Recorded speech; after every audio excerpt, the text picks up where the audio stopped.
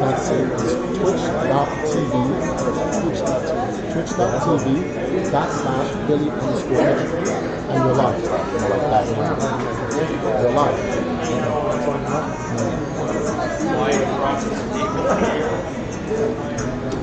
Trying to get somebody post on page Twitch.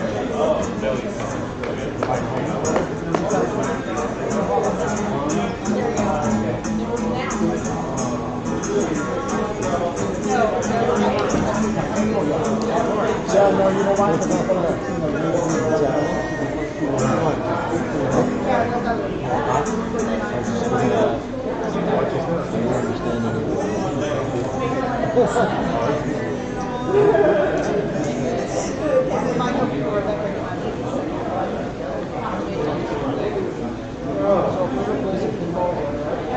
Well, I thought that John wanted to leave me out there, so maybe we're able to do that.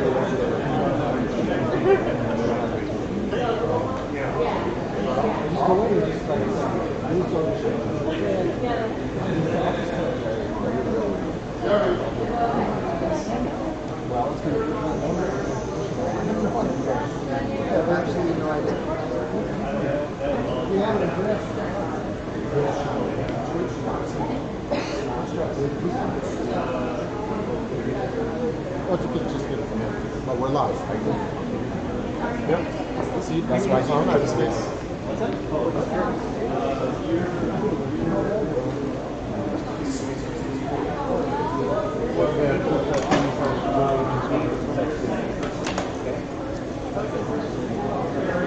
You shouldn't say touch screen.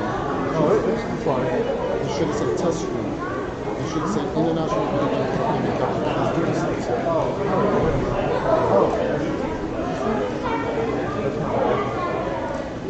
International video entertainment. Yeah, this is it. No, it's not. Oh, I see. What's the warning? Oh, wait. No, it's live. They actually put the very last slide first. Click that. Return video. Oops. Okay, this video didn't have to start. So all of a sudden, we don't care about your questions. Why do you have more questions? Personalized extra light.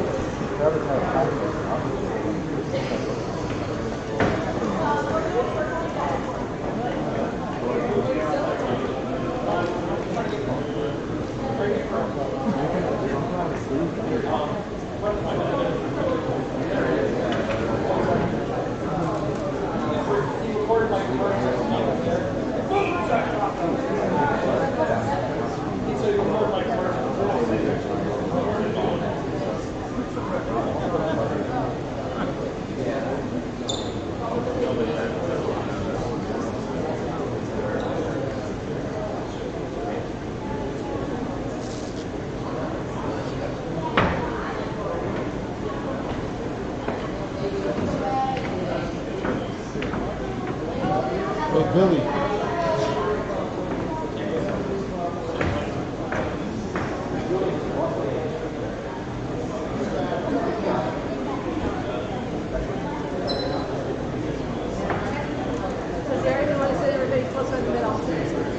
Wyatt, you have the Twitch set up?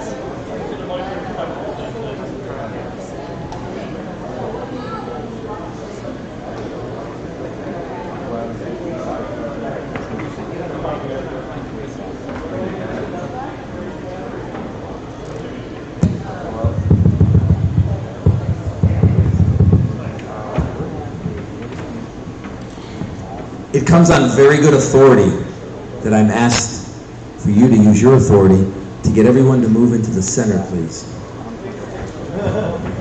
Come on, guys.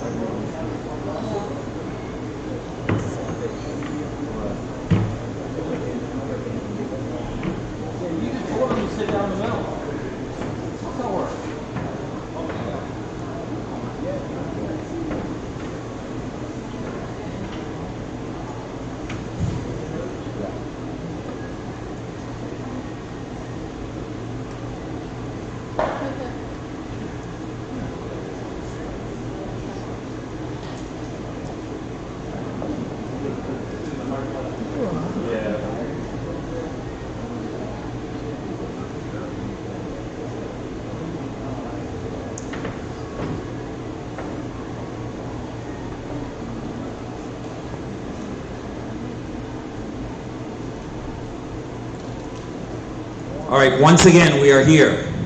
We're here at our favorite place.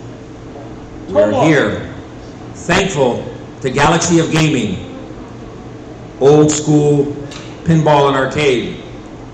They've brought us here for the ceremony that is in the induction of the Video Game Hall of Fame. We're playing a little catch-up, as you know. This is actually the class of 2017 that's being inducted. All of this takes place because Galaxy of Gaming, video game capital of the world, Ottumwa, what we call the Ottumwa Group, this grassroots that has come up and basically assumed the responsibility of preserving history and bringing us all together and to begin what it is and save the pastime that we all enjoy so much. Well, the main person, the main headache, the one we have to deal with, who's the driving force behind it, he gets the credit anyway, even though everybody behind him really does the work. He's been in Ottumwa a long time. He was born here. He doesn't seem to ever get away from here. So what I'd like to do is I'd like to call up Jerry Byram to come on up on stage. No, that's you, yeah.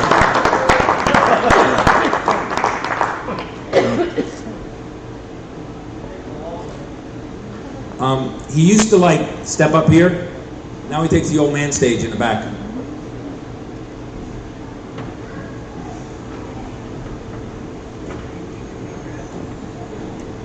Again, with great appreciation, Jerry Byram.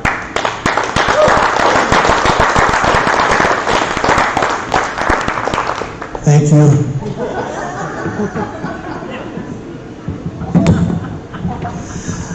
No, really, it's my pleasure to have you all here today and to bring what I would consider to be an excellent class of inductees for 2017.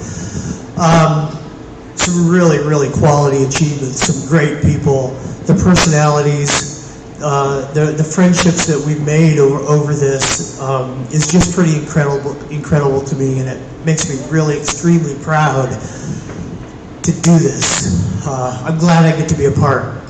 But, as Billy said, I cannot do it without all of my team.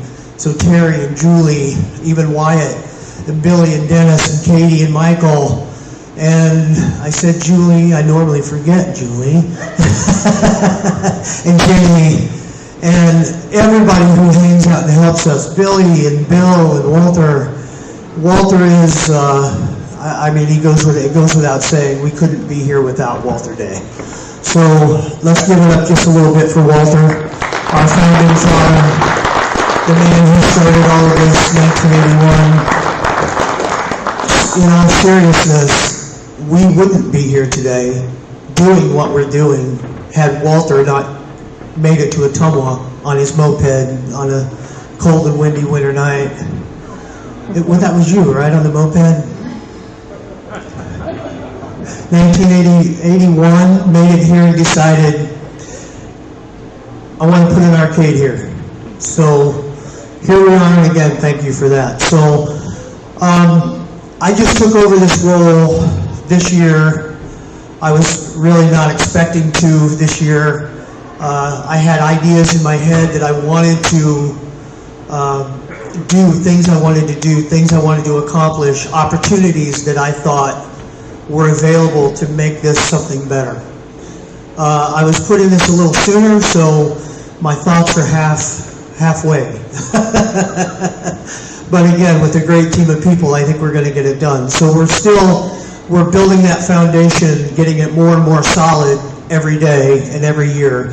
And if we continue on this trend, we can actually put this brick and mortar on the street here in Ottumwa with a full-fledged museum and the Hall of Fame with an arcade and a family fun center right here where the birth of, you call it esports, right? Electronic gaming. So, and here we are. So we're starting a new thing this year because I consider all of these inductees, past and present and future to be our ambassadors.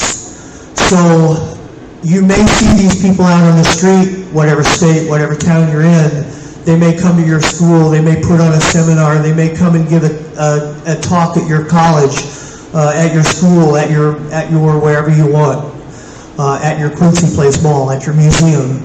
And we're going to make it official and give them a pin. So if you please give me a couple minutes, I need all of the past inductees, class of 2016 and prior, to come up here for me. I have, yeah, you don't count, so he doesn't get one. So I need all of my past inductees up here, please.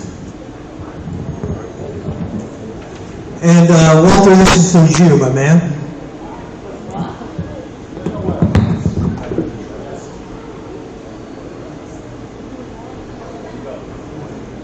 So a quick little story here. I was talking to Michael Clubb earlier this year and a little bit last year, and I said, we're talking about pins for pole position, and when he got his done, he showed them to me, and he sent me some, and I'm like, wow, those are fantastic.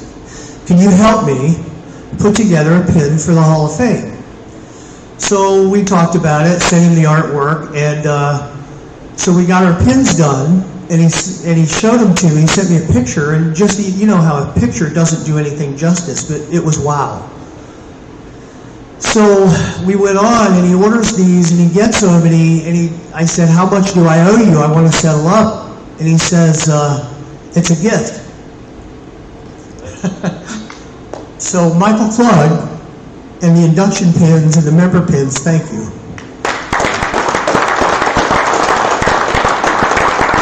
So each of the past inductees are going to get one. This now makes them official.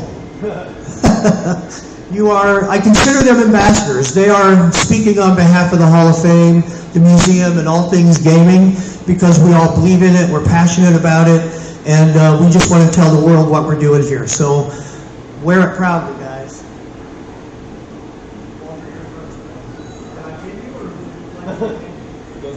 You know, the amazing gifts that people bring to the Hall of Fame is not just pins.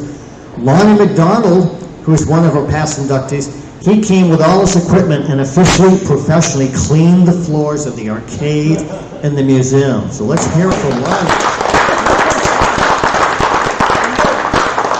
You know what, he came in and he says, I'm going to clean the floor with you. And I'm like, you know, I started going, I left. I'm not taking care of that. No, I'm no dog in this fight. And lo and behold, here, hold that.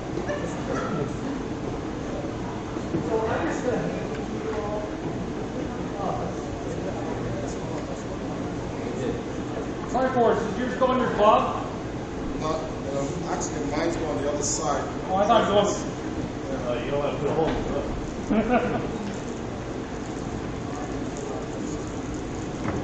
So if someday, somehow, someone's cleaning your carpet and they start talking about video game inductions, you know who it is. Of course, it's Lonnie. Welcome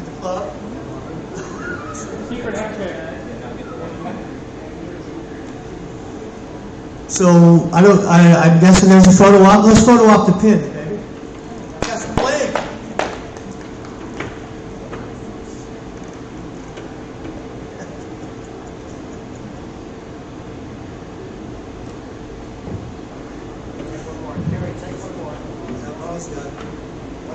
All right, with that, I think it's time to get underway. What do you say? Should we induct some great achievements, some great players, some great developers from all over the country, shall we? Without further ado, Mr. Billy Mitchell.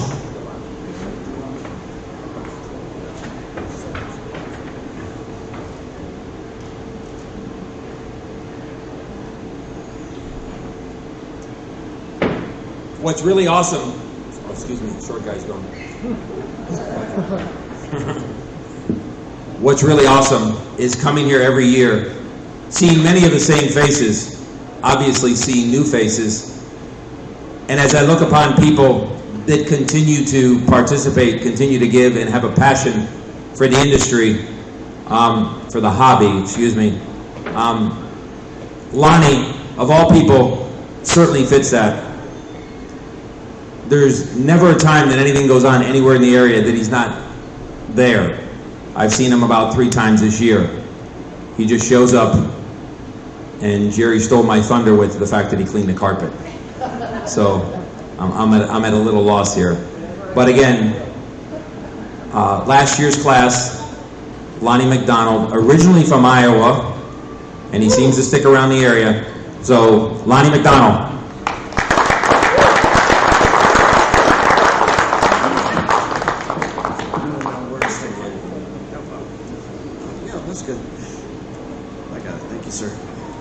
So, I have the honor of speaking about somebody who I've kind of subtly watched for the last few years. I'm not easily impressed, maybe a little bit tainted by all the people I know in a lot of different industries. But this person, Carrie, she's sitting out here someplace, right? Or is she back over here?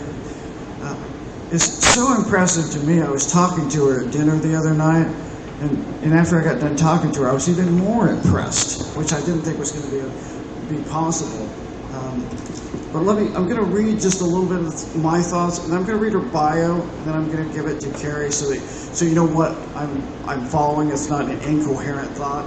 But video games don't care if you're a female or you're a male. Generically in our gaming industry, it's a 50-year-old white male having a record with a self-importance, right? She doesn't fit that mold, which I like. I like people who are originals. She has amazing enthusiasm that I think is infectious. She crosses so many boundaries into other areas, education, health, obesity, and many, many people attend her stuff and help her out in her records.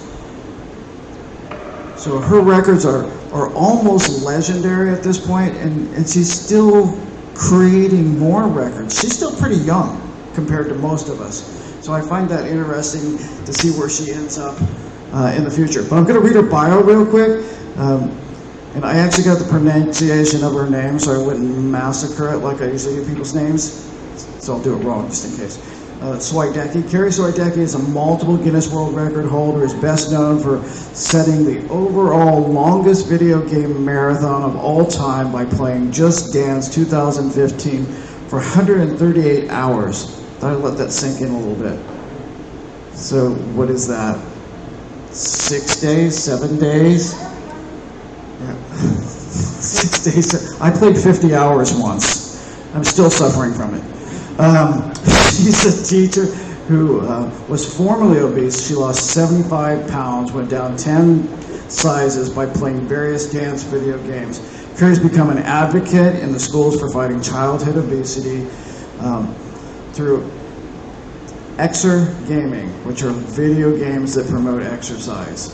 It's been 18 years. It's taken her from obesity to a multiple Guinness World Record holder with 7 marathons, 377 dance high score world records, and setting the overall longest video game world record of all time.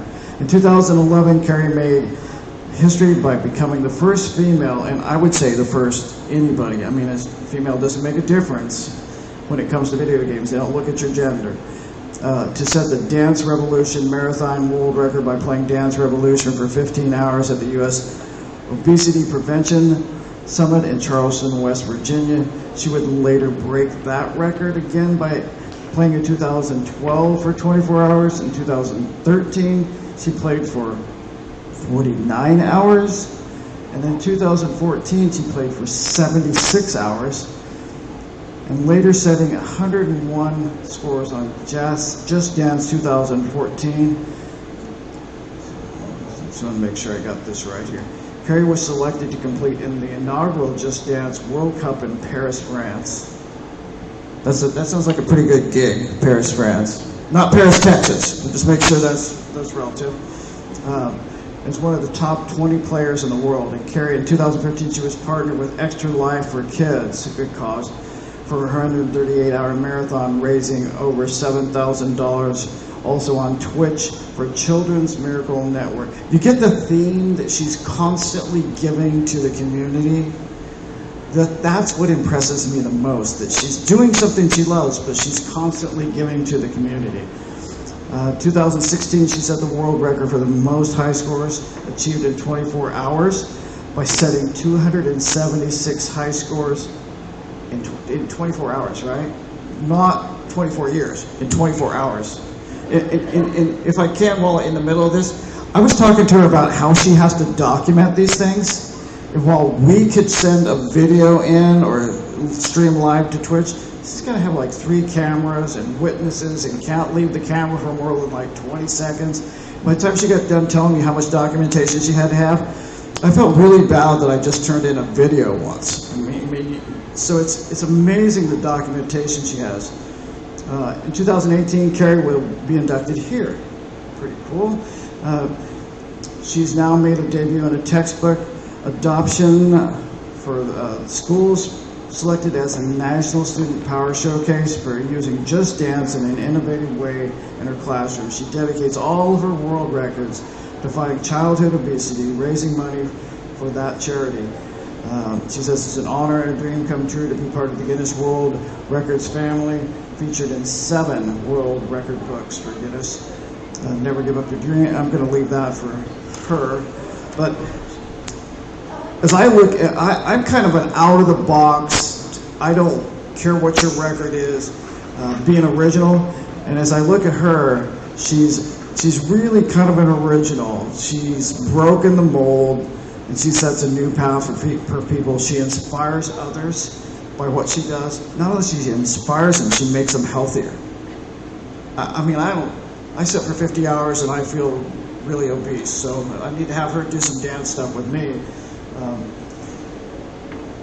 She's so infectiously positive. I don't think anybody affects gaming the way Carrie does, or people the way Carrie does. It's an honor to introduce you to this year's nominee, inductee. Sorry, not nominee, inductee, Carrie Swidecki. Thank you.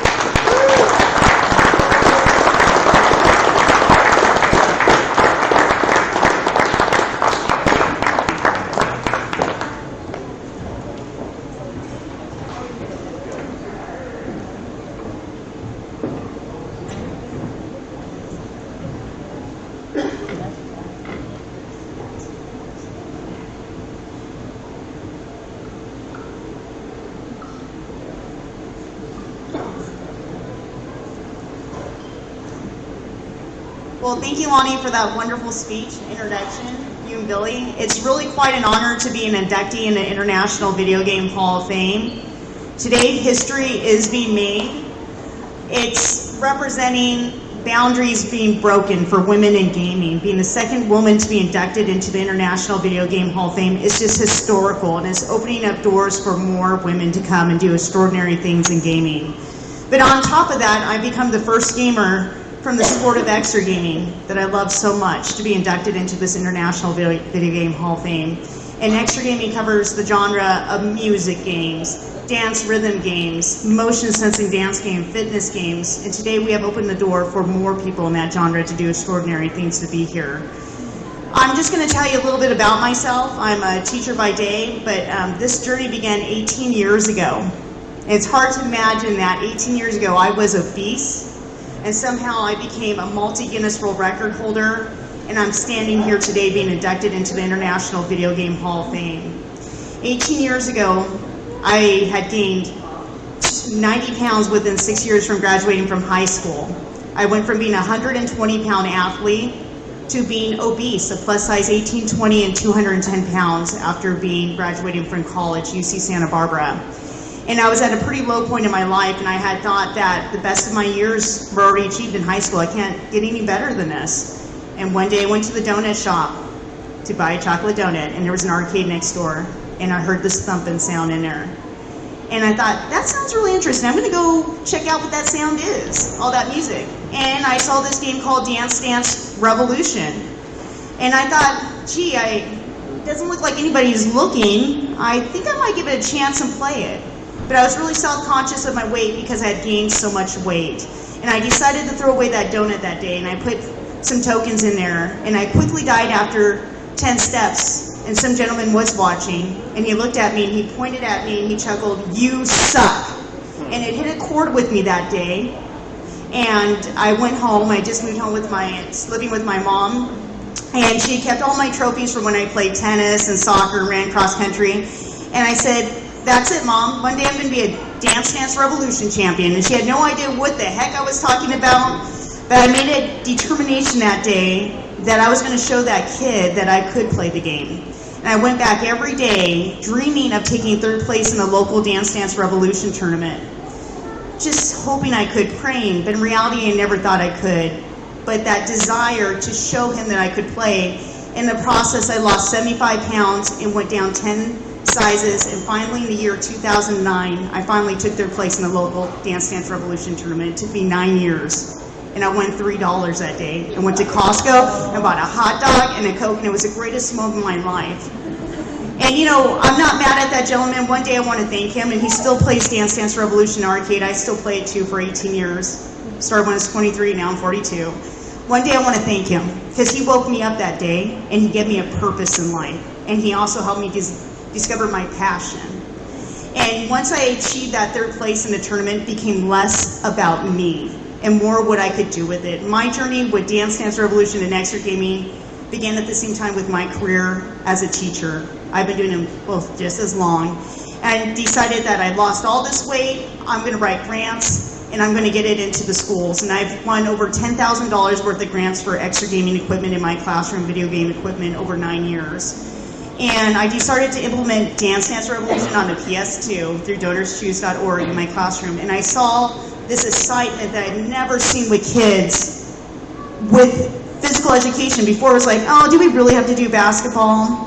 Do we really have to run the track? Someone decided, I don't want to do this, it's no fun. And we started playing Dance Dance Revolution, they couldn't get there fast enough. They were moving and grooving. Can I play the song today? Can we do the Disney mix one today? Parents were calling me up and saying, are you really playing video games in the classroom? I said, absolutely. And they love it. Can I come down there with you too? And they would come down there and play, and I said, we've got something special happening here. Something special. And that's when I decided to set my first world record.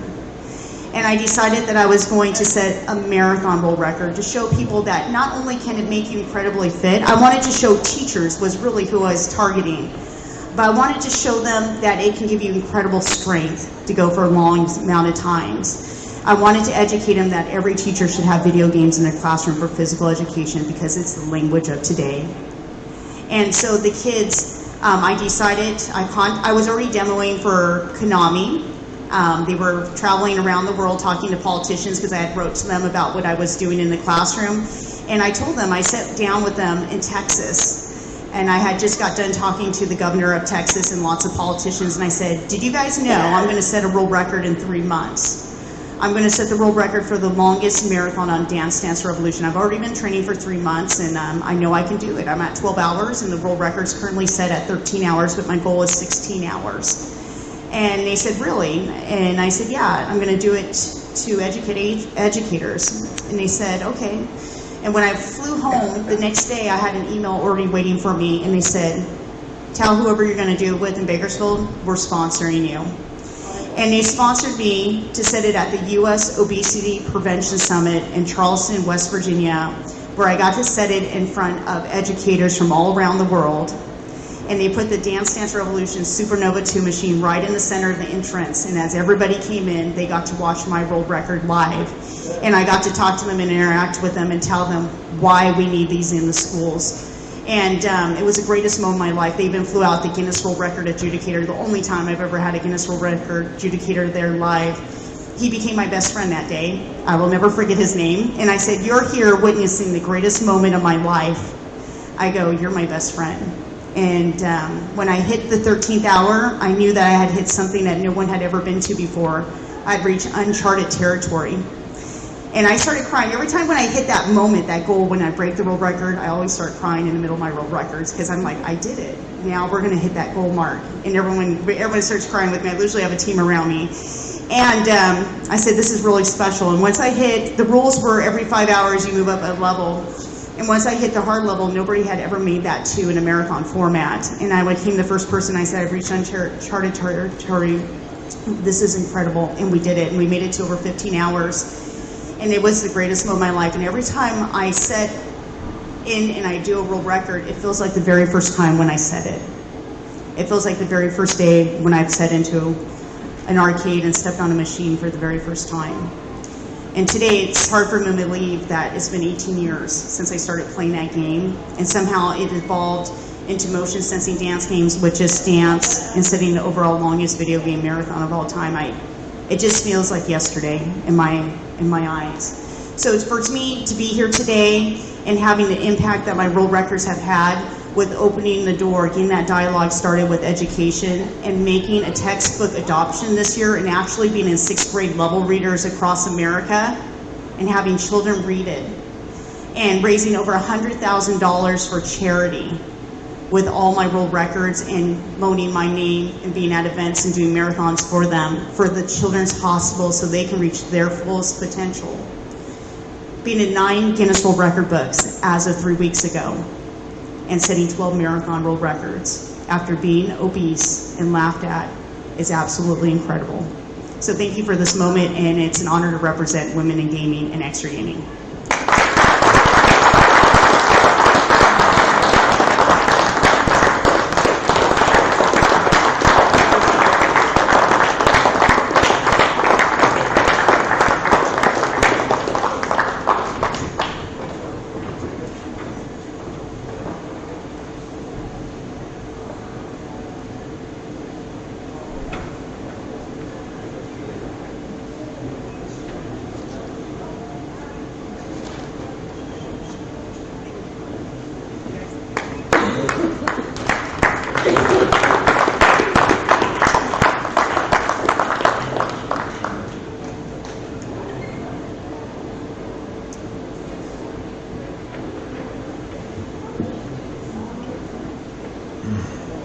That's a tough act to follow. Next, we have someone who has previously been inducted. He was inducted last year. He's somebody that most of us know. And he's a good guy. He works hard. He's a historian. Again, like everybody else whose name will be spoken, he's dedicated. He gives his time, effort, his resources, his blood, sweat, and tears. I'd like to call up Triforce Johnson. That's Isaiah Triforce Johnson, who almost made the great escape.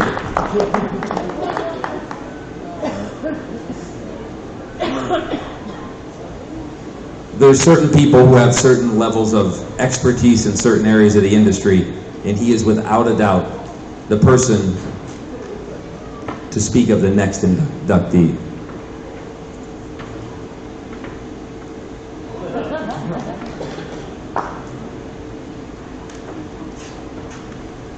Okay, next to be inducted is what I believe to be the greatest video game series in the history of gaming, which is The Legend of Zelda. A lot of people used to ask me, what's my favorite Zelda game? You know, my name is Triforce, so, you know, obviously I have to play the game. Yeah, that's really my legal name, guys.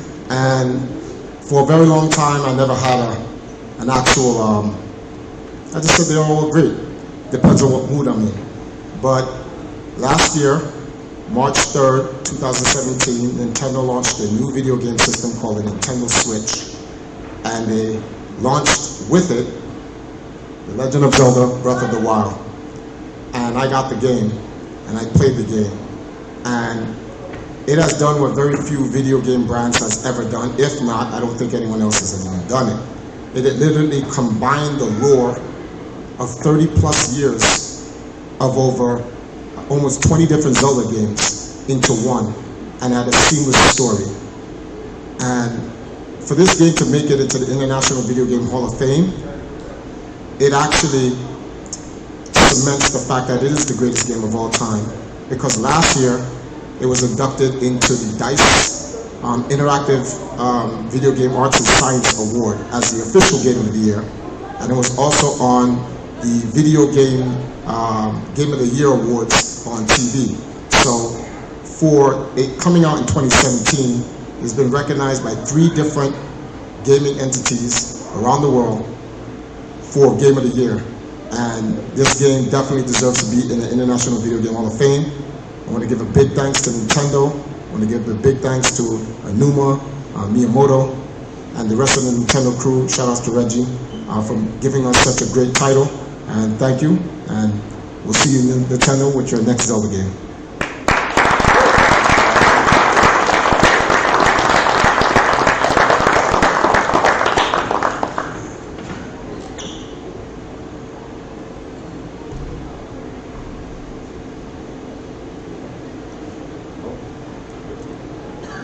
Still a little short.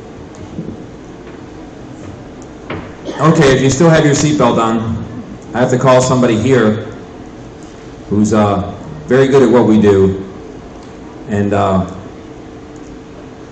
without a doubt, she doesn't skip a beat. She gets every detail, and one of the groups that she worked so closely with is one of the groups that we'll be honoring here, and again, she works so closely with them. So once again, Miss Carey.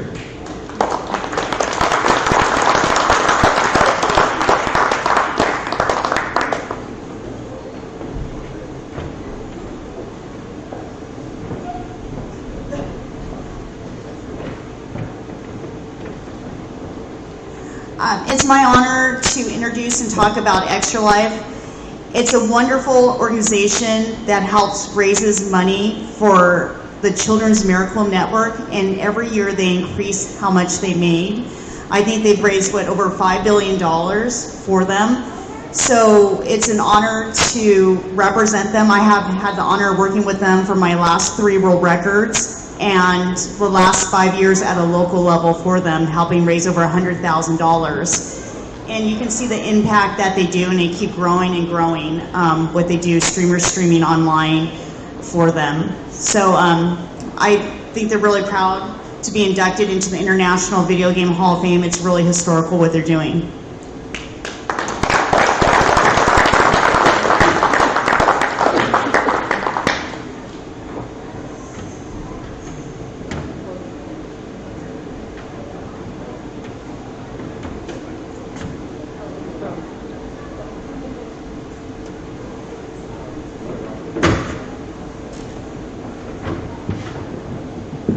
She's going to have a lot of carry-on.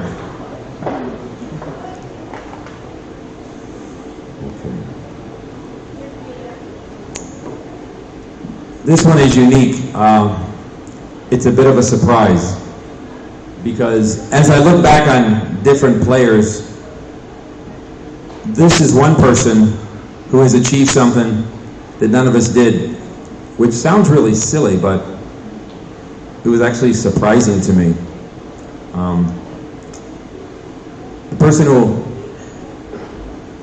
The person who will make this announcement is somebody that I've never met, because I think I should let her explain it.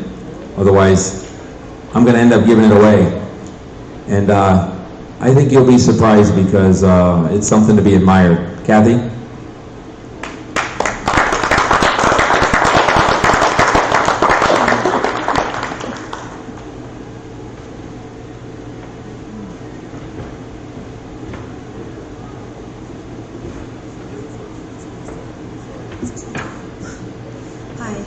I'm Kathy Williford, Upmore.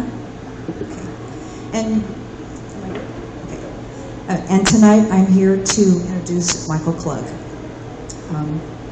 When we were kids back in the 70s, Michael would go to the local 7-Eleven and play pinball all day. He got so good at it he could sell the games that he had earned. Then came Pong. Probably a lot of you played Pong. We played it in our home. And like millions of Americans, we got hooked. Then came arcades. Before it was just pinball. Then it became arcades full of video games. Michael was down there playing Asteroids, Pac-Man, Space Invaders, and then of course Pole Position. So no sister could be prouder of their little brother. So it's my great pleasure to introduce my brother, Michael Klug.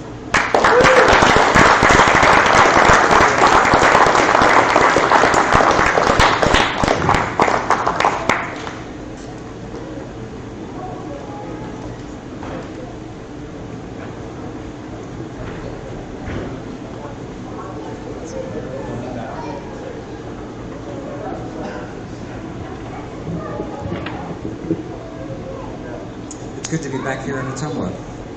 Back in 1984, I was invited here because I had the world record using my hands. And ended up getting a third place score with my feet. A world record changes you. From that moment forward, you feel that there are no limits to what is possible within yourself and everyone else. Pole position was a fun game to play. Today, when pursuing a classic world record, you already know how high you must reach, or in some cases, how many days you must stay awake. In the 80s, we didn't know how many steps there were to the top of the mountain. We just kept climbing. Les Legier and I reached that summit together. To borrow a favorite phrase from Joel West, iron sharpens iron. It was the drop of a single quarter that changed my life forever. I had fallen just short by just 50 points on pole position at all previous Guinness contests. At the final event, there was one more chance. Pole position 2. With just minutes remaining, I played just one game and a world record. My name was in the Guinness book. My father could not have been prouder. He handed me a stack of money to purchase several dozen books for our relatives. But somebody at Atari also bought a copy of the book. I got the call. Hi, this is Sandy Brown from Atari. We see that you have a high score in one of our games. Would you like to come in and be a game tester? Okay, who is this really? Her voice didn't sound like any of my mother's friends. Of course, I'll be there tomorrow. At Atari, our president, Steve Calfee, had a bonus job, herding cats, also known as managing the young test group. Eventually, I marched into his office and declared, "Tell them they have to listen to me." The next day, I was promoted. He said, "They are your problem now." It was time for me to create a testing department, which at Atari meant creating a family. The people at the company saw something in me that there are no limits, and I looked for the same thing in every person I hired. As a gamer, I enjoyed thousands of hours playing hundreds of games. At first, it was only me. One controller, a few buttons, one small screen. With 8-bit graphics, your imagination was important as the developers. Then I played as part of a group, crammed together in a single room, more buttons, but still one screen. 3D graphics, more of the imagination on the screen, and more of your imagination too, not less. The new challenge was to keep track of your teammates and opponents in multiplayer games. Now, on a virtual couch, with players from all over the world, using a handful of buttons or just your fingertips. High-resolution screens, as big as the room, or as small as your pocket. The game is no longer held back by graphics, sound, controllers, and number of players. The only limit is the gamer's imagination, which has no limits. I've been playing games since the 80s, and I will keep playing until I'm in my 80s. That has included Grand Theft Auto recently. It was the most popular game of its time. I was #1 on the leaderboard because of my team, the Hit Squad. We ruled the online world of Liberty City. We took on all challengers and won 90% of our games. Seriously consider when choosing your own gamer tag, unless you want everybody calling you by the name Pole. I got to play on one side of the coin, or in this case a token, and work on the other. As a member of many development teams, I had the privilege to work on hundreds of games that were enjoyed by millions of gamers. It is something special we get to do. The work of a few creates enjoyment for the masses. The development team works for months or years on a project. We share our lives, we share our vision. Is it as fun as we think it will be? Will anyone want to buy it? Then it is kicked out of the nest to fly, to soar. No project is complete until it is shared with the rest of the team, the gamers. For them, time to play. For us, on to the next project. Then at Konami, another department, another family to create. We spend most of our lives at work. Relationships are gained and lost. We keep in touch, we lose touch. Don't assume the opportunity will always be there. Stay connected. I was very lucky. Because of my position, I worked with almost everyone in the company. I can't name them all, but I must thank many. At the arcade where it all started, Wayne Coombs, the idea man, he also saw something in me. Les Brazier, always a partner, never an enemy. We could not have done it without each other. Walter Day, he created and inspires the Twin Galaxies worldwide community. All of us, near and far. At Atari, Elaine Shirley, kind to everyone, especially to me, even before I worked there. Alex Rudis, the smartest person I know. Dan Van Eldren, our leader. Steve Calfee, the man who ran the shop. Bill Hindorf, always giving, always helping. Mitzi McGilvray kept us laughing with a joke for any and every occasion. Linda Stackpool had a personal interest in everyone. Randy Bolite, he was the president, I was only a tester. To each other, we were always equals. Ed Logg, or as Steve calls him, the Babe Ruth of video games. He had the most home runs because he also had the most strikeouts. Mikey Alexander, my RBI baseball compadre. Howard Lair, a student and teacher of game design. Chris Tang, his home is a gamer museum, his mind a gaming encyclopedia. Jeff Yorman, the first day it was just you and me, my first team at Atari. Mike Taylor, inspiring everyone to shoot for the stars. Deborah Geyer, like a second mother to everyone. At Konami, Ari Minagawa, a mentor, providing endless support. Yashki Ariashki, he gave me lessons about more than management, about life. Keith Mateka, Mr. Enthusiasm. Kurt Busch, impossible problems, catastrophes, nothing stressed out Kurt. At Namco, David Schwartz, the serious businessman with the heart of gold. Danny Pisano, a pillar in a storm of constant chaos. Katie Welka, an idea every day, and laughter more often than that. In classic gaming, Paul Dean, a world record holder and inductee that became a best friend. My online gaming team, James Brooks, Otto Hilton, Jerome Harrison, Josh Strausser. Friends from the gaming industry. Victor Machia, he always tells it like it is. Michael Garber, the two of us were quite the multiplayer team. Musicians also have the privilege of creating countless hours of enjoyment for the times of our lives and forever. For me, the timeless bands are Rush, Joe Satriani, Pink Floyd, and my family. My father, I can only hope to love as he did. My sister Kathy, I didn't know myself until we knew each other. And her family, Rick, Amy, and Caitlin. She's not here today, but she will always be with me, Carrie.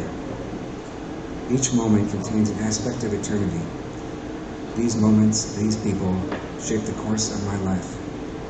Once again, thank you and everybody at the Hall of Fame.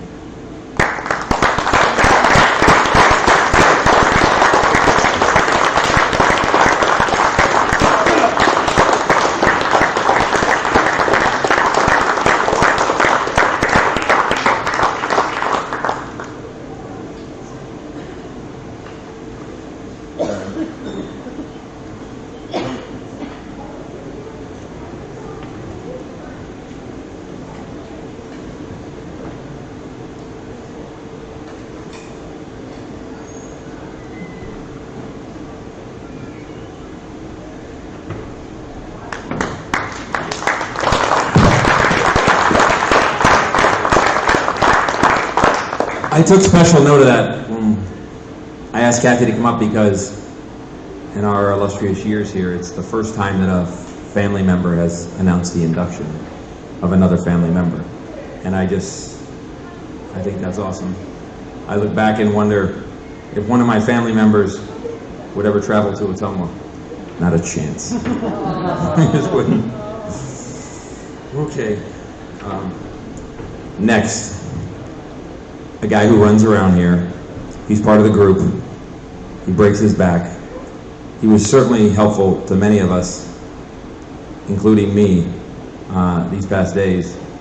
And the fact of the matter is, he's just a flat-out nice guy, and he's obviously a good gamer since you've seen him up on stage earlier this afternoon.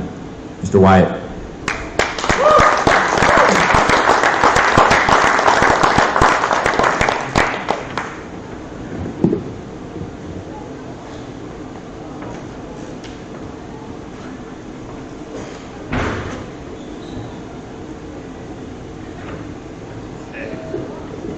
So the game that I will be inducting here is Sonic the Hedgehog.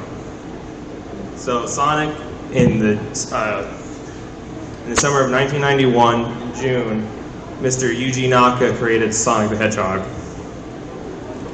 The game's music was composed by the band Dreams Come True. The name is the actual name of one of the members is up here. So this game was so big back in '91. It was the first thing to rival Mario since Alex Kidd, which was Sega's previous mascot, and it failed very fast. When this game was released, it started basically what is known as the console wars, essentially. It was Nintendo versus Sega all the way throughout because of Sega's aggressive ad campaign with Sonic and against Mario. And the stuff this did for the industry is amazing. It started so many series. Some noticeable ones now is Crash Bandicoot was created based on Sonic. Same with a new one called Freedom Planet, and it really deserved to be in the Hall of Fame. It's just the stuff it just did for the industry, and the whole series is done in Sega.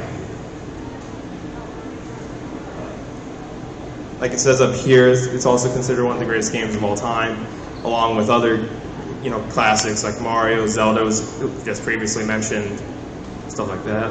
And the main important thing about Sonic as well was for media, like you see up here, it says in 1993, Sonic became the first video game character to have a balloon in the Macy's Thanksgiving Day Parade. It was one of the biggest franchise video game characters to that point. He spawned two comic books, 3 cartoon series, and a bunch of toys and merchandise. So it's an honor to be able to induct this game into the Hall of Fame.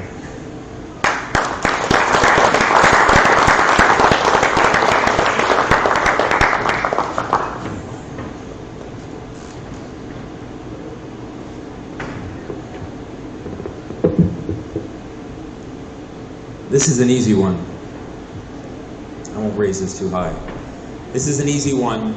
Again, when I've spoken of the people in Ottumwa, the responsibilities they took on, all the hard work, and all the appreciation that is due to them, one of the people who's already up here, Julie.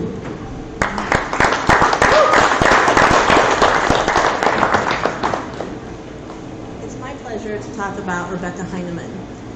Rebecca was, in 1980, was the first person to win a national video contest. She won for Space Invaders. As many gamers, she took her love for gaming and turned it into a career. She became a video game programmer. She programmed games that became cult classics, like Task Times in Toontown and Bard's Tale 3, Thief of Fate. She went on to found Interplay Productions, Logicware, Contraband Entertainment, and is currently the CEO of Old Skull. We are proud that Rebecca Heinemann is the Golden Age gamer.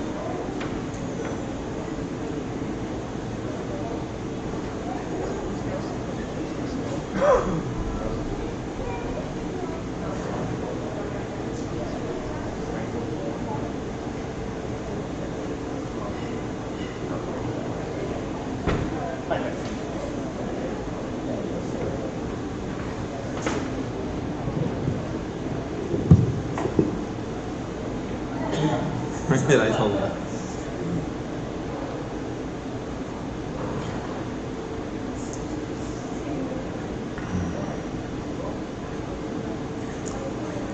It's great when there's somebody you know well enough that all you do is stare at them, and a picture's worth 1,000 words. Again, I've said enough kind words about Isaiah Triforce Johnson. Again, game historian, certainly a supporter of anything and everything we do here, spends tireless, countless hours working on things that come to benefit every one of us. Mr. Triforce.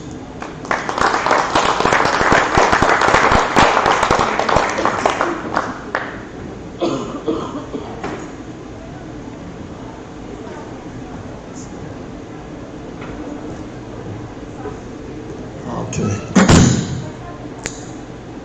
So sorry about that, guys. All right, so for this induction for the International Video Game Hall of Fame, class of 2017, the Hall of Fame inducts Halo. Halo is one of the legendary, iconic video games that's up there with Sonic and Mario, Donkey Kong, Tomb Raider, Zelda, Qbert, Pac-Man. It's really not that many of them, but this game definitely makes it into the ring.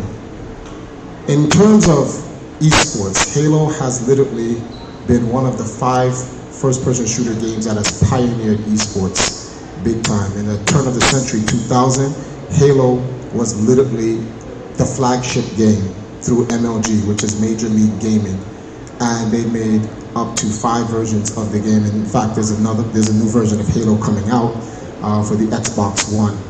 Master Chief is literally considered the greatest soldier in the universe in video games, although I contend that I think Samus could give him a run for his money, but we're not going to talk about that.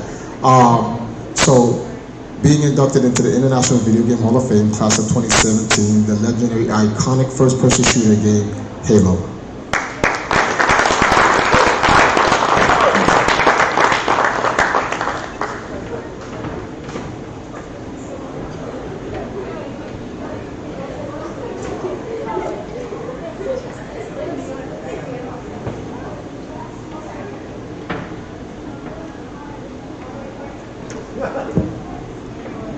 There's always a little power struggle that goes on here. So we'll mix things up just a little bit. And now, you know, you guys steal the show. I almost get tired of speaking so well about you, but because I like you, I don't. So, a guy that we simply refer to as Bill Jr., so that he doesn't get confused with me. Again, one of the people, one of the local people, one of the hardworking, tireless, ongoing, never-ending, and probably the biggest thorn in Jerry's side, Bill Jr., as we call him.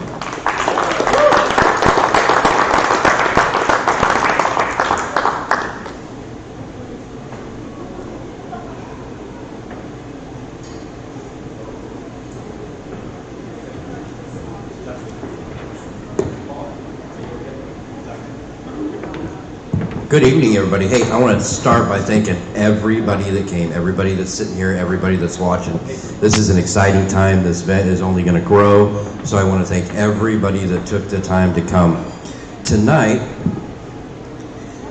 let me give you a little background. In the early 1980s, I wandered into Walter Day's arcade. I walked in, I seen a man, funny mustache, funny beard there, wiping the counter, and it was Walter, and here I am, 35 years later, standing, helping induct a class of the International Video Game Hall of Fame.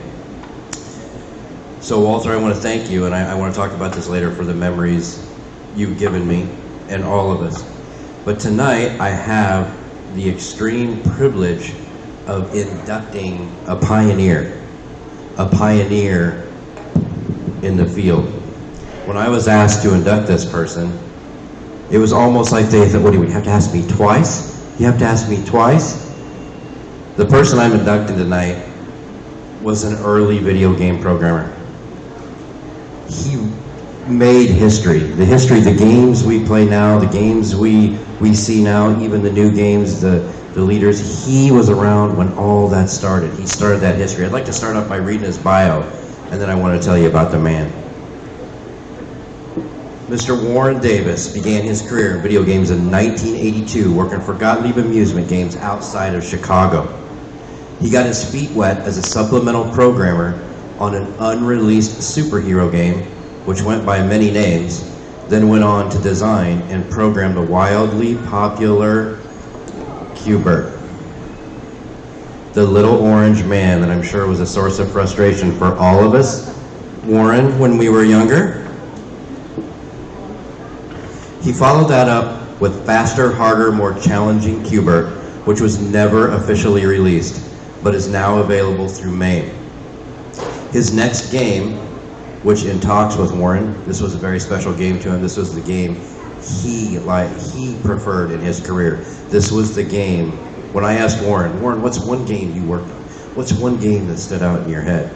It was Us versus Them. It was an innovative Laserdisc game that filmed scenes featuring live actors advanced to sci-fi invasion amidst aerial combat gameplay between computer-generated jet fighters and UFOs composited over flying sequences filmed all over the country. When Gottlieb closed its doors, Warren left the industry for a short time, only to return to Williams, where he co-programmed Joust 2 as a consultant on loan to HAR Management, Lotto Fund, a redemption game. He coded the display system for Williams' new 256 color system, first used on the game Narc, and began exploring the use of digitized images, incorporating videotaped elements into a game with near photo quality. He left Williams to become a consultant for Premier Technologies, where he helped develop an arcade system and created the game Exterminator, a surreal bug-killing game which is critically acclaimed, but never went into full production. Then he returned to Williams Bally Midway, where he joined the team working on T2 Judgment Day, a first-person shooter based on the hit movie. He upgraded his video digitation system called WTARG to allow live action in front of a blue screen to be instantly imported into development hardware. This system was integral to the development of the Mortal Kombat and NBA Jam series of games, and was used on virtually all of Midway's games in the early 1990s. Warren is one of the number of Williams and Bally Midway employees whose name and head can be played in the arcade version of NBA Jam Tournament Edition. Warren's last game at Williams Bally Midway was Revolution X featuring Aerosmith. That game used Warren's pseudo 3D display engine, which allowed a first-person viewpoint with forward, backward, and side-to-side motion without using 3D hardware. In 1995, Warren moved to Los Angeles to work for Disney Interactive on a variety of home titles. For a short time, he was an Imagineer with Walt Disney Imagineering. After Disney, he worked as a senior programmer on the console game Spyro, Enter the Dragonfly, followed by an entertainment title, The Luna Explorer, which allows users using actual topographic data. He spent some time as an R&D engineer at Industrial Light and Magic, working on software for movies, and is currently a software consultant. He still consults for software. Now that is his bio. That's an impressive bio. But when I picked Warren up, I've got to spend the last couple of days with Warren. And believe me, it's been my honor to spend the last couple of days with Warren. Not only did I get to meet a great man who started the history we now know, I got to know a little bit about Warren. It turns out Warren is a very creative person. And you know what? I find creative people like Warren to be very, very selfless. He creates and shares in all that he does. Not only is he one of the #1 programmers of our times, not only did he introduce us to one of the #1 games that we'll ever see, he is a magician at the Magic, and has performed at the Magic Castle, and is a member of the Magic Castle. He is also an actor in theater. He's very creative, and he shares these gifts with everybody. And Warren, before I have you up here, I hope you realize what you've given the world. I have spent many of hours with my friends in Walter's Arcade on your machine, Qbert. I have formed friendships around that machine. We have had contests on that machine. With the games you made, you gave us the gift of memories. And Warren, I have no words to express to thank you for that. So with that, it's my great honor to induct and welcome Warren Davis to the stage. Please.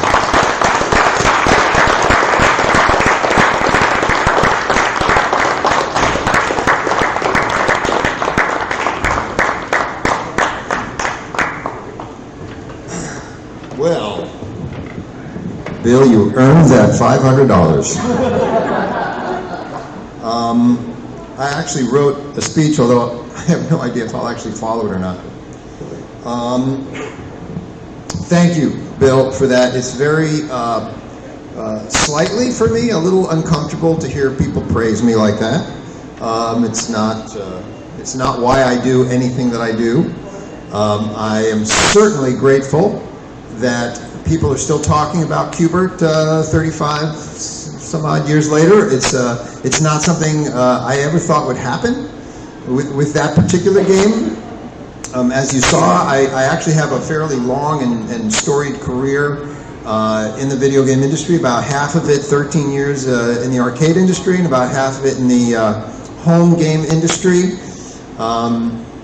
And I have to say that the thing that I appreciate the most about my own career was a couple of things. One is how lucky I was. I never thought, coming out of college with an engineering degree, that I would ever be able to make video games. I mean, video games were very new. In fact, I think the Space Wars came out when I was a freshman in college. So I didn't grow up with video games, and they were very new in my life. But when I graduated with a computer engineering degree, I thought, oh, making video games, that would be the coolest job ever.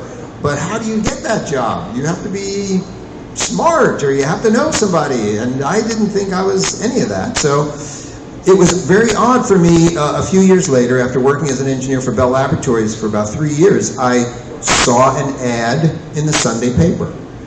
And that's how I got my job, making video games for Gottlieb. I was very lucky. And Qbert was my first game. It was actually the second game, technically, because I did work, I helped out on this other game. And then it was my turn to make a game. And Gottlieb said, all right, make a game. We don't know what a good game is at the time. Nobody really knew what a good game was. They were just too new. So, and God bless them, these guys who were running the company gave me the freedom, and they gave all of us who were working there the freedom to design the games we wanted to, or just do whatever we wanted. And Qbert came out as a result of that. Qbert was what I call an evolutionary game. I didn't start out with a master plan to make this game. It started out as a programming exercise. I wanted to teach myself how to program randomness and gravity. And one day, when I saw this pattern of cubes that Jeff Lee had created for somebody else, and it filled the screen, it was just a repeating pattern, a very small repeating pattern that filled the screen, I thought, well, if I carved that into a pyramid and something fell on it, it would have one of two choices of how to bounce. And that's binary. And, you know, that's, programmers like binary. And then I thought, well, and of course, then it would have to fall. They would have to fall with gravity, and I had never programmed gravity. So to me, it was just a programming exercise, and then every step of the way, once something got done, I was like, all right, what should I do next? And that was my mantra when I was making Qbert. What's next? Kind of became the mantra for my career. But I'm thrilled to be here. By the way, Jerry told me my speech had to be at least 30 minutes, so I hope you bear with me. I'm happy to be in Ottumwa, by the way. This is my first trip to Ottumwa. And of course, I've known about Ottumwa for my entire career. Since I started in 1982, you know, Twin Galaxies, Walter Day certainly was known to me. But it's a thrill to be here. I can't tell you how excited I am to actually see this place in person for the first time in my life. So I want to tell you about a couple of these pictures. That picture down on the bottom is the only picture I have of me developing Qbert. I'm sitting in front of something called a blue box. That's what we developed it on. Part of that picture has been cut out, I guess it was cropped, but there's some other cool stuff I would have shown. And this picture up top represents the last game I worked on in my arcade career. Qbert was the first one I did by myself. Of course, I did have an artist, Jeff Lee, who created the graphics, and Dave Thiel did the sound. But that's Tom Hamilton from Aerosmith. We had Aerosmith in our blue screen studio for 3 13-hour days to shoot video of them using my digitizing system to put them in the game Revolution X. So that's why I picked those pictures, because it kind of goes from one thing to another. I was very fortunate in my entire career to have freedom. One thing Qbert did for me is it let management trust me, and then they left me alone. And I could do pretty much whatever I wanted. And in most of the games I worked on, when I moved to Williams, I had to prove myself, but it took some time, and I did. So freedom is just something I don't take for granted. It was a real blessing, and I'm very grateful to have had that, and it helped me. And I was also very fortunate, just the timing of coming into an industry that was still being formulated, where we were making the rules. There were no rules. So a lot of it was just luck and timing, good timing. But nobody works in a vacuum, and I do want to thank a lot of the people who helped me throughout my career. So I'm going to start naming a lot of names and telling you little stories about these people. I'm going to put this up here. The two men who started the video division at Gottlieb, their names are Ron Waxman, he was the Vice President of Engineering, and Howie Rubin, who was the Vice President of Business Development. Both of these guys were characters. Ron was a big, large, rotund man, very gruff. If you met him, you thought you'd want to run the other direction. He just seemed like he didn't like you automatically. But he was a real pussycat underneath. And he smoked a cigar. He would often sit behind us as we worked, and he would say, you would just hear him breathing like Darth Vader, when he had this cigar in his mouth. And he was the guy who one night, while I was just playing around with this orange guy jumping around my screen on cubes, avoiding balls, and he said, "Oh, what if the cubes change colors when he lands on them?" I said, "Wow, that's a good idea." So I took that idea, and anyway, so he was a fantastic guy to work for. Howie Rubin was a crazy, out-of-the-box guy. Howie Rubin would say, he'd come into the office in the middle of the day, he said, "All right, everybody stop working. We're going out in the plant, we're going to play football." That was Howie Rubin. And Howie Rubin was the guy who wanted the swearing marquee, or the swearing the balloon, the cursing balloon, he wanted that to be the name of Qbert. That was his doing. So he was a really amazing guy. Both of those guys created the environment in which a game like Qbert could be made. Tim Skelly, I don't know if you know the name, he's a guy who could be here in the International Video Game Hall of Fame. He created many hit games for Cinematronics, and then Gottlieb hired him away to be sort of our guru. And he was kind of my first mentor, because I knew nothing about video games, and he was working on the game Reactor. So the game Reactor was released right around the time I was working on Qbert, or just began. My Qbert collaborators were instrumental in my career. Jeff Lee, who did all of the video graphics, created the character of Qbert, and we also worked together on many other games. We worked on Faster, Harder, More Challenging Qbert, obviously. Worked on Us vs. Them, that Laserdisc game you heard about. Also on a redemption game called Lotto Fun, and Exterminator a few years later. So, and Dave Thiel created the sounds for Qbert. So both of these guys, we were definitely a team. Us vs. Them, I collaborated with a guy named Dennis Nordman. Dennis is still making pinball machines to this day. And it was his idea to do a science fiction movie as a video game, as a Laserdisc game. At Williams, John Newcomer, creator of Joust. We did Joust 2 together. We also worked on an unreleased game called USSA, which is a great story into itself. Kan Yamamoto is a guy who made Mad Planets, but he also worked at a company called Pixelab, and we developed a video game system together that became the game Exterminator eventually. So And then at Williams, I worked on these games which were successful. T2, Judgment Day, shooter game. Very, very successful game. The project leads on that game were George Petro and Jack Hager, both amazing, talented guys. And the T2 team basically stayed together for Revolution X. And then there were the guys who designed the hardware. Jun Yum is a guy who created Gottlieb's sprite-based system. Mark Lafredo did all the VLSI, the blitting chips, the high-speed chips to transfer images to the screen. And without him, my digitizing work to get photorealistic graphics would never have worked. He's the guy who gave us the ability to have multiple palettes of 256 colors at once. Amazingly talented guy. Any of these guys could be up here. Any of these guys could be up here. And maybe one year they will be. But for now, I'm here. And I just want to thank everybody who nominated me. I want to thank Jerry Byram. I want to thank Bill for that fantastic introduction and for his hospitality and driving me around while I'm here.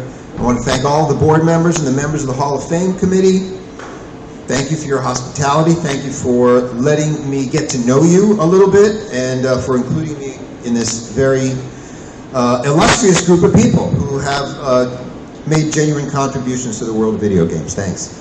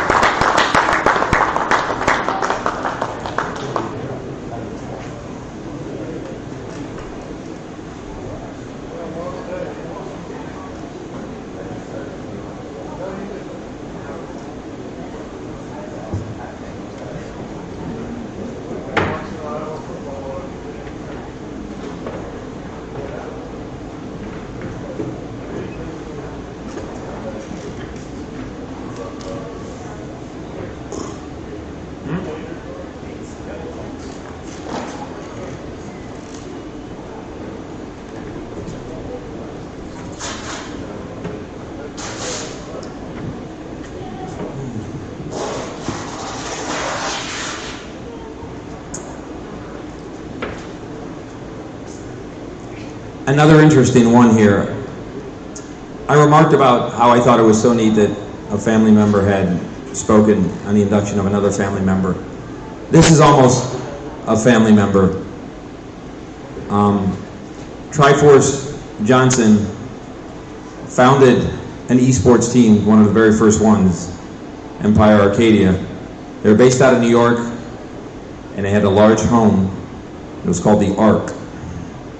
So if you want to look at the way video games influence some of us, it was a bunch of guys who lived in a house. They had a sponsor, that's why they lived in a house. And they played video games hardcore around the clock, and that was all they did. So whenever somebody tells me that I had a little bit too much obsession, I explain that, and it gets me off the hook. But the fact of the matter is, I met them both actually by way of a telephone call in 2008. And they were both terrific guys. They both had a good vision of what it was they wanted to do. And he'll come up here, he'll explain what that was, and the person we're honoring, he'll explain the success that that person had, which was truly great. Triforce.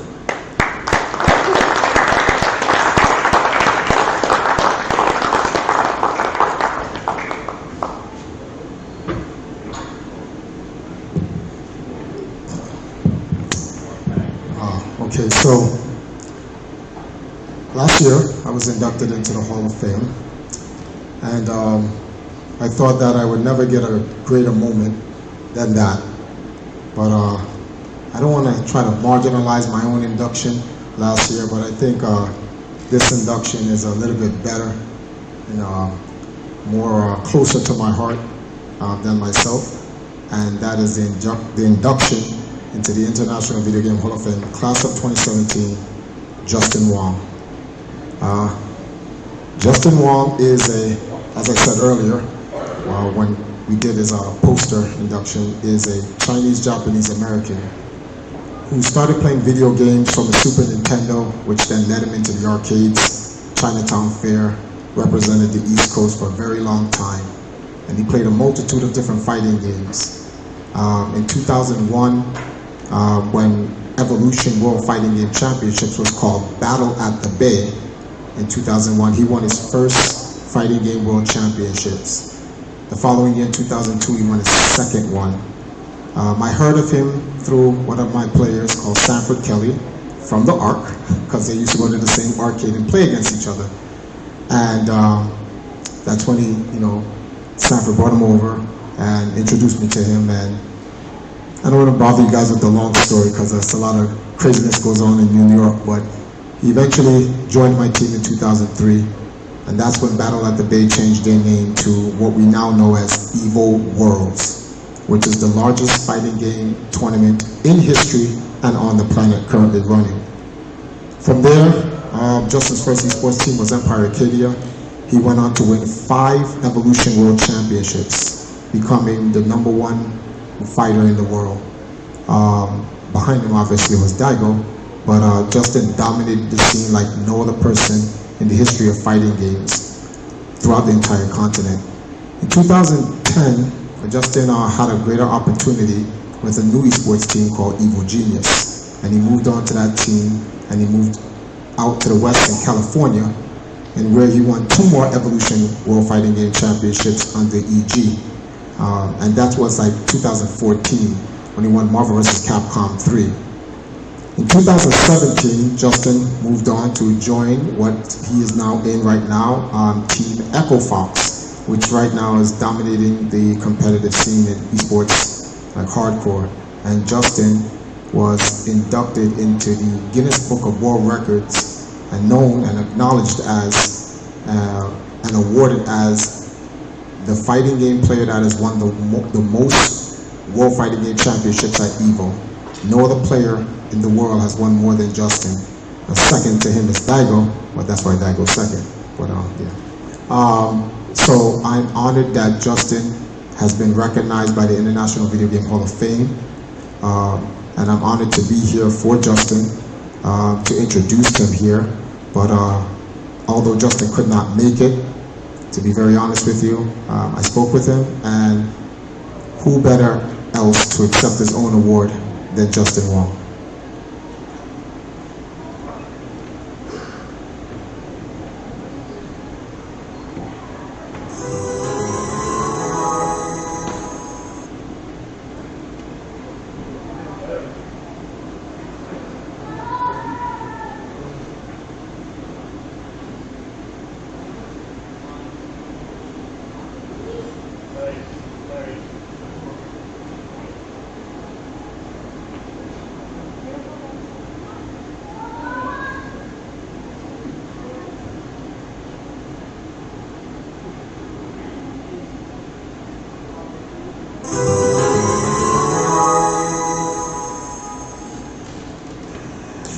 What's up everybody, this is Justin Wong, and I'm making this video for the International Video Game Hall of Fame. I just want to say thank you for inducting me to be part of your just amazing moment and getting this award for just my accomplishments in video games. I never thought I would make it this far. Really, it was just a hobby at first, growing up playing at Chinatown Fair at my local arcade, and went from there winning tournaments and winning world tournaments and just so much more, just going to all these events, working for the industry, just trying to make a difference in the world of gaming. And it means a lot to me that a lot of people look up to me, and just getting this award just makes me really feel really happy. So really, once again, thank you for just the gesture of just picking me. It's just so surreal, and I hope to see you guys soon. I hope to come next year. Hope my schedule gets not hectic, so I can just do more for the community. And because I love gaming, I love all of you guys, and anyone that just loves gaming is just a friend in my heart. Thanks again.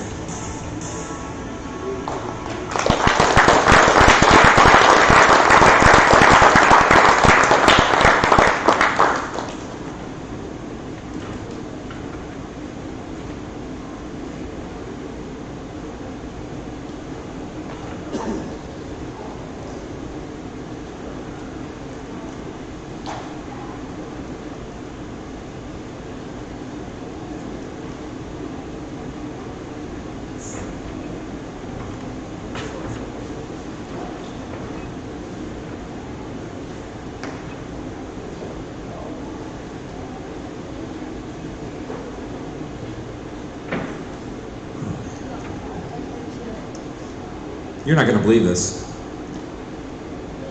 Once again, well, there is one person in the gaming world.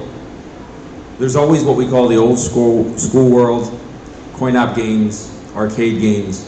There's the new school world, platforms, home games. And the person who walks between those two worlds best of anyone here is the reason why we keep picking on him for certain reasons. Mr. Triforce Johnson.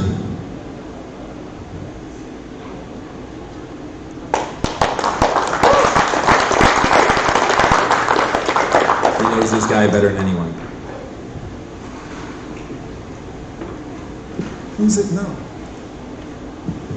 Oh, okay, wait, go ahead. That makes sense. Okay, yeah. All right, so I'm a Nintendo guy. Name's Triforce.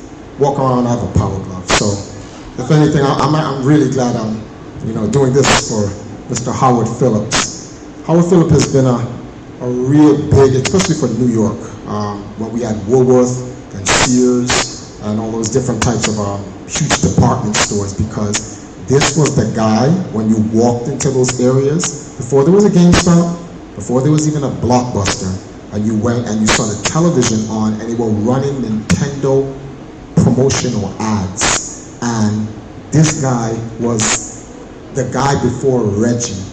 So Reggie Fils-Aimé, who's the president of Nintendo right now of America, is the guy that actually promotes Nintendo games. He's done a lot of things in social media and whatever, but before him, this would be the Reggie of the 1980s and the 1990s. This was the guy that Nintendo selected to actually promote their games whenever they launched their system. When they launched the NES, he's the one who actually gave them the list of the 40 plus titles to actually launch with their games. This was the guy that you would get all the tips and the advisory from regarding the Nintendo.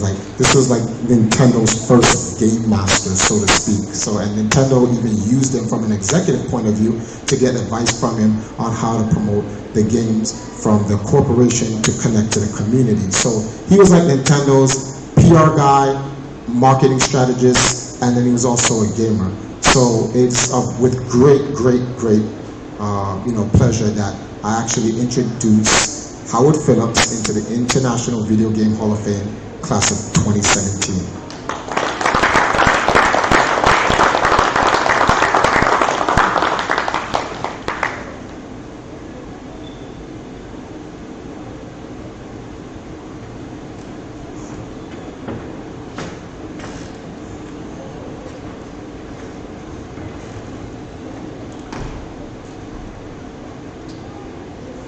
Ooh.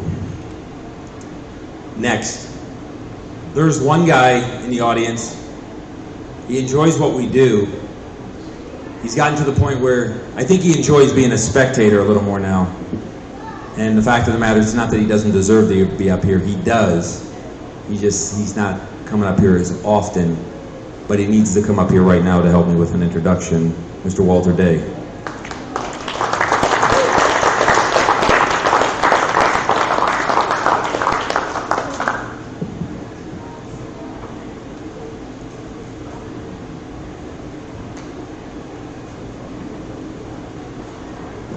I just want to say that it's very cool to sit down in the audience for a change, instead of having all the weight be on my shoulders. So they're on his shoulders. There was a guy who arrived here in 1982 on that cold November morning when somebody decided to create what is considered the first gathering of video game champions. The Cameras of Life magazine were coming and players were coming from all over North America. And the car rolled in, and there was somebody from North Carolina. And the fact of the matter is, he was a great guy. The titles he had under his belt were very recognizable games, and very aggravating games that were hard, that annoyed players, like Berserk. They annoyed it because the games went far too quickly, and it wasn't something that we were used to, our games going quickly. And the fact of the matter is, he left in 1982. We saw him get a reunion photo in 2005.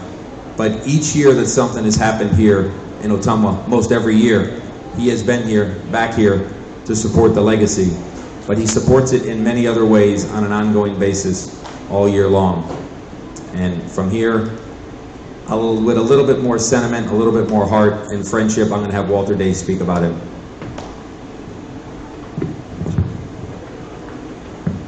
How many people have seen Chasing Ghosts, the movie?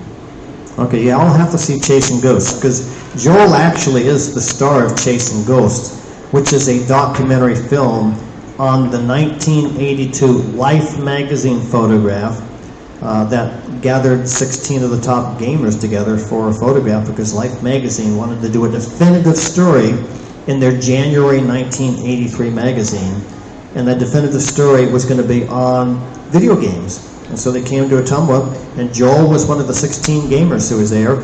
And when they did a documentary on that a few years ago, Joel was one of the stars. So to get a better understanding of Joel's impact on the history of gaming, you all have to watch the edited version of Chasing Ghosts. So Joel, get up here. I think that, yeah, here's the guy in the far back on the left with the hair, a lot of hair. But essentially, it seems that it's most likely that Joel's the first Southern boy to be put into the Video Game Hall of Fame, the first person to be born in the South going into the Video Game Hall of Fame.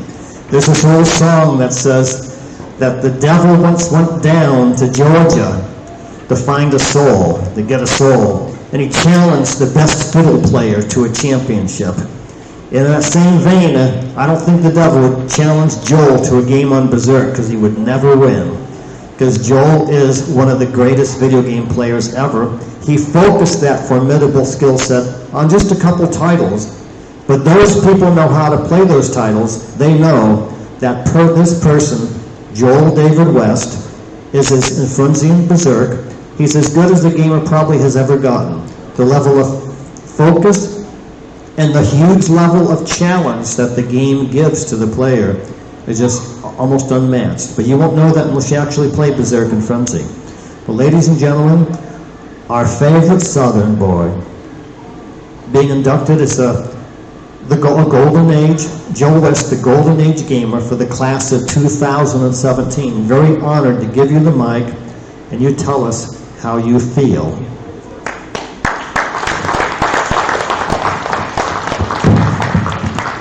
Thank you all very much. Esteemed members of the board, esteemed members of the board, current and past inductees, and finally, the founder of this organization, Mr. Walter Day. I proudly am here to accept this honor because this is one of the greatest things that's ever happened to me in my life. I love video gaming. Coming to Ottumwa in that cold November of 1982 actually changed my life. And I want to make sure you understand that it is an honor to be here. Our numbers may be small, but you know, the people that are here are dedicated. That I appreciate about every one of you. The Bertlows, the way they've been running the arcade today. Julie in the museum. The children. All these folks have really just made this event wonderful and possible while we're here. And, you know, this has really been a banner week for me. Here I am on Saturday night being inducted into the International Video Game Hall of Fame. And on Wednesday of this week, I'm sitting alone, minding my own business, and all of a sudden I get a text from the President of the United States. What a week. Okay. I thought I was special. Okay. Well, anyway, wanted to cover a few things here a little bit differently than, you know, I would normally tell you about things, but let me just take some of my notes here, which I've changed during this whole thing. One thing I want to reiterate is being up here as an inductee requires, it's an honor, of course, but it requires responsibility from this point on. Everyone cherishes this honor, I can tell you I cherished it for years, just like everyone else did. Few receive it because of time constraints, but fewer perform it once they receive it. So we as inductees have a responsibility to carry the banner of video gaming forward from this point on. As far as particulars of knowing what my achievements were and whatever, I would rather you watch me play than me tell you about what I've done. Of course, Berserk and Frenzy I love, and I love the marathon. Don't know why I have that crazy gene in me, but I love to marathon. I'm in the 50-hour plus club, and I've been over 40 hours 14 different times. And with this man in the white suit here, I share an honor. At the end of 1982, the goldenest year of the golden age of gaming, we each had 5 video game world records. To me, he had the most popular, and you see where he's made his hair grow and everything. Mine's starting to fall out, and I have a harder game. So I appreciate being in that category with Bill Mitchell. He's a wonderful guy and a wonderful friend, and I appreciate him. In addition to that, I've got to travel with Walter and Billy for the last several years, going to events and so forth around the country. It's taken me to 41 different states, through them, in them, around them. And I've got to meet a lot of people just like all of you. A lot of people here have traveled from many different states, many different countries. And that's because what Walter founded, what Jerry is continuing, has touched so many hearts and lives because video games are great. Some of these shows I go to, people come up to me at the table while Walter and Billy are out being Walter and Billy. Now, that's another story altogether, being Walter and Billy. But I'm there at the table, and I had a woman that came up to me one time recently, and she said, I hate video games. That's all my husband does. And I said, why do you hate video games? Because that's all he does. I said, do your children like them? My children love them, and they love him because he plays with them all the time. I said, where does he have them at? She said, in the basement. I said, okay. I said, does he go bowling? No. Does he go golfing and spend hundreds of dollars a month on golfing? No. Does he go out drinking and carousing possibly with other women? No. I said, what's your problem? I said, your husband's home, being a father, getting his children to laugh, and you're there upstairs pouting probably. Oh, she didn't like that. But I have kind of been known to say what I think. Anyway,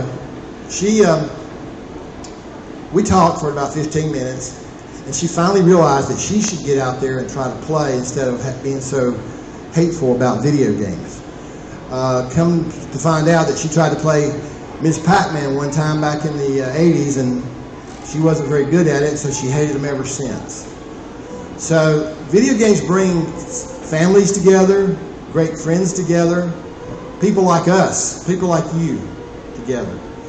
And I love the idea of ambassadors that Jerry introduced, because as inductees, we've accomplished quite a bit of things, as well as in video gaming, but our responsibility doesn't end with this award. It's just a new beginning for us. We need to go out and tell others. We need to keep this hobby going. We need to keep we want our grandchildren to be a part of this. We want our friends to be a part of it. And by helping with the Hall of Fame, we may be inducted. Those of us up here tonight may be inducted, but you're infected or you wouldn't be here on Saturday night. So what I'm asking you to do is the same thing I'm going to do, is I'm going to double down and try to help this Hall of Fame. Michael Klug quoted a verse out of the Bible that I quote all the time a while ago. Iron sharpens iron, as one friend sharpens another. We can help each other, help Jerry and the Hall of Fame if we put our minds to it. There's also another verse that I want to bring forth. It's out of Zechariah chapter 4. And what it says is simply this: do not despise small beginnings. This is a small beginning, but it's a good beginning. And the verse continues, do not despise small beginnings, because rejoice when you see the plumb line in the master's hand as he builds. This thing is going to build. This thing is going to get bigger.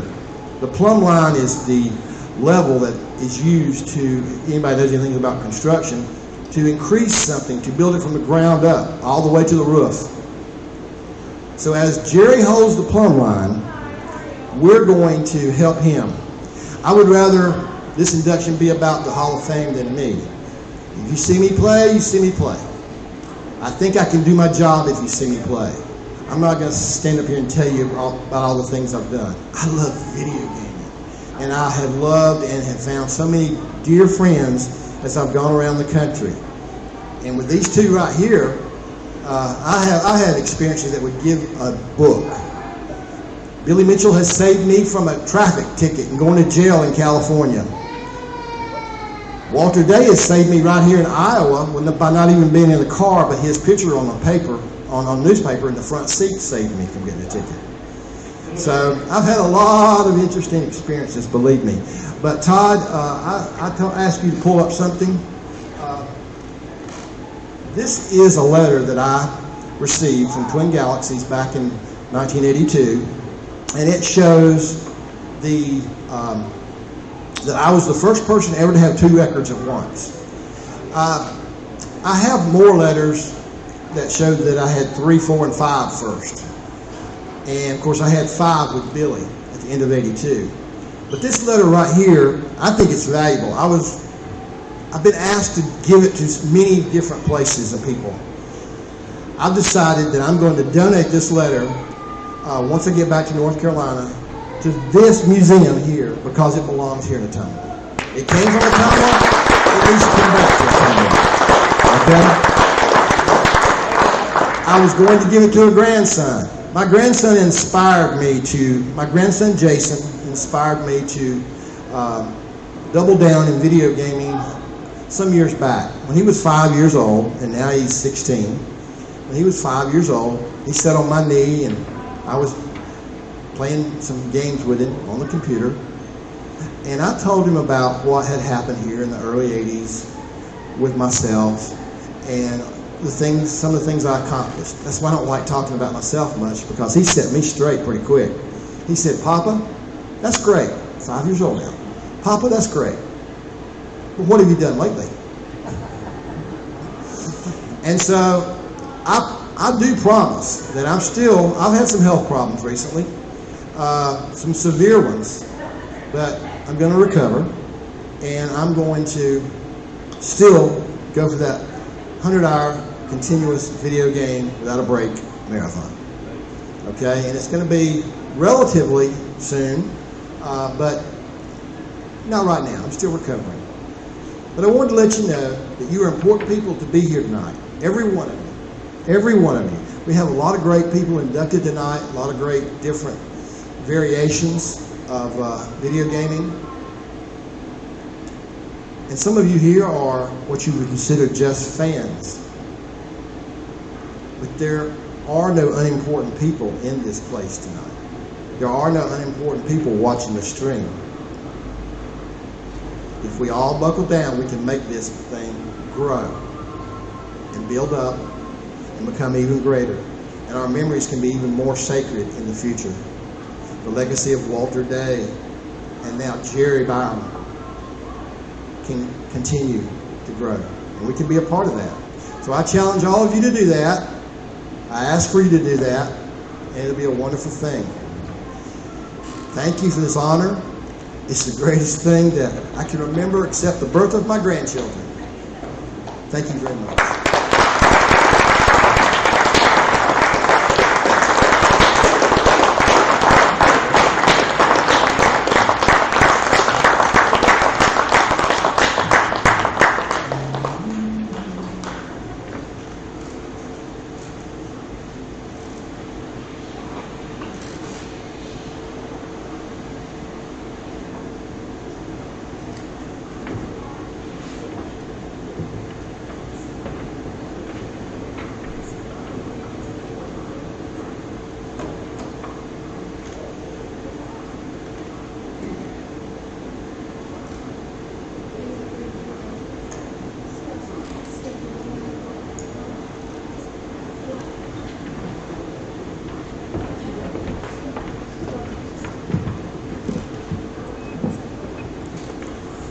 Oh, this is surely my favorite one.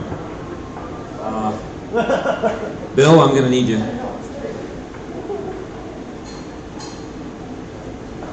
And we'll need Walter too.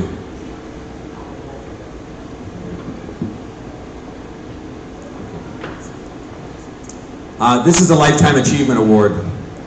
And again, there's always so many interesting facts here. It is certainly a favorite. I'm going to go ahead and let Bill start. To say Bill is excited or has enthusiasm about it is an understatement. He's like a kid in a candy store. Again, thanks everybody for coming. I want to start off with that. Yes, I am extremely excited. We'll talk a little bit about our next inductee, but excitement is an understatement. If you would have told me I'll age myself, 35 some years ago, that I would be standing here helping induct David Crane into the International Video Game Hall of Fame, I would have told you were crazy. I want to talk about kind of what David has done for me. I met him, I picked him up at the airport, we had great conversation on the way back. But through my life, the games he's made, we all know, Pitfall, Freeway, Dragster, Grand Prix, he was a leader. Not only a leader in the industry, he created the industry. He created the first third-party software company. He created games that we know and love today. Everybody has their childhood heroes. Some have sports heroes, some have movie stars. David, you were mine, and that's honest, and I'm not just saying that because you're sitting here. You were my childhood hero. I wanted to grow up and program video games. I wanted to grow up and play video games. I had a lot of passions, and because of that man right there, I'm standing here, I'm in the video games, I'm helping him with the museum. David, also what you did for me is, when I was younger, my dad and I, who was here, who just had to leave on a little emergency, but we would sit and we would bond and we would play Freeway. And I remember my dad would come home, shake me up, get me out of bed. My mom would be in bed, she didn't like it. When I woke up, she goes, let's go play Freeway. You know, we had this little competition back and forth. My childhood memories, David, were made over those games, Freeway and Pitfall, that I could play with my dad. Fast forward to nowadays, I have a 9-year-old and a 7-year-old. My daughter, as I said, David, yesterday, loves your games. And when I think about it, what you have given me, not only did you give me memories when I was a child, I'm having them as an adult now, because my daughter, I get to wake my daughter up and say, hey, let's go play Freeway. She loves it. Let's go play Pitfall. So David, I'm going to step away and let Billy talk, but from my heart, I thought, what can I give David Crane? And the most honorable thing I have is my everlasting love and respect for the memories you created for me. So David, thank you so much.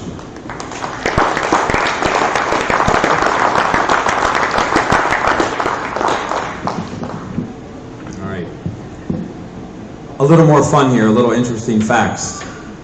So it's the late 70s and it's the early 80s, and me and so many people are teenagers, and all our eyes are on video games and what's going on and where do they come from and how are they created. And the fact of the matter is you get to know things and peoples and events that happen. Back then, the Mecca, everybody wanted to work for Atari. Everybody. I know people who worked at Nintendo that left Nintendo to try to get to Atari. David worked at Atari. He was there. He had reached a hill. And him and a small group of people left Atari. They saw a greater vision. There wasn't any one of us that saw the vision that home games would overtake the market and would crush the arcades. He did. I spent a long time talking to him, verifying or having corrected many of the facts that I thought. So again, thinking forward, being a pioneer. His company, without a doubt, was the first company in 1982 that actually embraced the player. We had a hard time getting into industry conventions. You would go there, there's distributors, there's operators, they didn't want players in there. You're the final consumer, they didn't want you in there.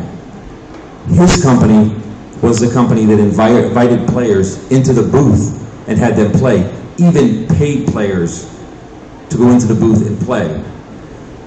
I realized he had explained to me that in 1982, the first player, the first paid player ever, which was Todd Rogers, he was 17 years old. It was a lot of work because he's under 18 to even get him in the show, much less have him perform in the booth. Again, that's forward thinking, always being ahead of the game. As we saw these things happen, I wanted to embarrass him a little, and I have a hard time putting this into words. I have it here and I'll try again. We looked at certain people in the industry, things we didn't understand, things where we wondered what was there. And we thought of them, we thought of them as pioneers. We thought of them as astronauts that were going someplace that we couldn't understand and we didn't know what was there. It was just exciting. We thought of them as, pioneers who sailed off the coast of Europe 500 years ago, and who knows what it was they would eventually find. So he explained so many of these experiences that he had, and it solidified so much that I knew about him. Again, he was always on the cutting edge. He was always moving forward. Somehow he didn't have fear of what was the unknown. And I see him from time to time recently in Milwaukee. He goes to shows, he's surrounded by people. I mentioned this to Lauren. I don't want to disrespect them by calling them geeks, but they still enjoy games. They still go, they still play, they reminisce, they camaraderie, they support the industry. They go and they push and celebrate retro gaming just like we do here. So the lifetime achievement that we talk about, truly, for all these years, for these decades, the goodness that they had, whether they realize it or not, what David created, we still lives on within us. And I don't think he's ever going to stop doing what he's doing, enjoying what he's enjoying. And it's my way of embarrassing him a little bit because he's had an impact on so many people, and he probably didn't realize it in the early days, how many people looked up to him, barriers that he took down. It was an awesome thing. So I'm going to have Walter speak a little more seriously about him. David, could you please come up here? And as David comes up here, I want to make one point. Twin Galaxies brought a lot of attention on the arcade champions and their rivalries on the arcade games. But the role of David Crane and all the home games he made with a bigger number of people all competing against themselves. So if we could have had access to their scores and their adventures and their rivalries, there would have been a bigger scoreboard because there was a far bigger number of people actively engaged in competitive gaming on your games and on your systems. But it was below the radar, and Twin Galaxies was focused on the arcades. But we completely recognized that the new unfolding universe of competitive gaming was your realm. So you really were the new age of gaming, which now continues on today. Did you want to say anything further? We have some people from the city. We have a special honor for David. We have City Councilman Matt Dalby, Holly Bird, Andy Wartenberg from the Convention and Visitors Bureau.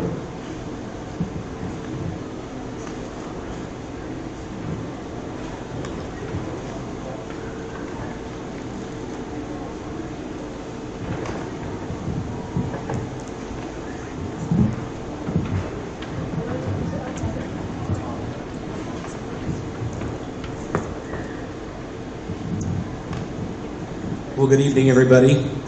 Again, Bill said, like he said, I am Ottumwa City Council Member Matt Dalby. I am joined up here tonight with the Executive Director of the Ottumwa Convention and Visitors Bureau, Andy Wartenberg, and my fellow colleague, Ottumwa City Council Member Holly Bird. And I just have to say what quite an honor and a privilege it is to stand up here before all of you this evening, and with the incredible talent and intelligent people we have behind us tonight. I'll tell you what, this is a gift for all of us up here tonight. And on behalf of the City of Ottumwa, I want to thank all of you for being here at the International Video Game Class of 2017 Induction Ceremony. First off, I want to say that Mayor Lazio was regretfully unable to attend this evening due to an unforeseen conflict, but he does send his regards. On behalf of the city, I want to thank the Old School Pinball and Arcade for not only organizing this amazing event this weekend, but in keeping Ottumwa on the map as the video game capital of the world. The Arcade's founders have successfully created a place that not only keeps Ottumwa's rich video game history alive, but provides a place for our youth and folks of all ages to enjoy gaming and just to simply come together and have fun. And tonight we honor Mr. David Crane as the 4th inductee to receive the Walter Day Lifetime Achievement Award. And what an award that is. So as Mayor Pro Tem, I want to introduce again City Council Member Holly Berg to share the honor with me in the reading of the Mayor's Proclamation. Holly?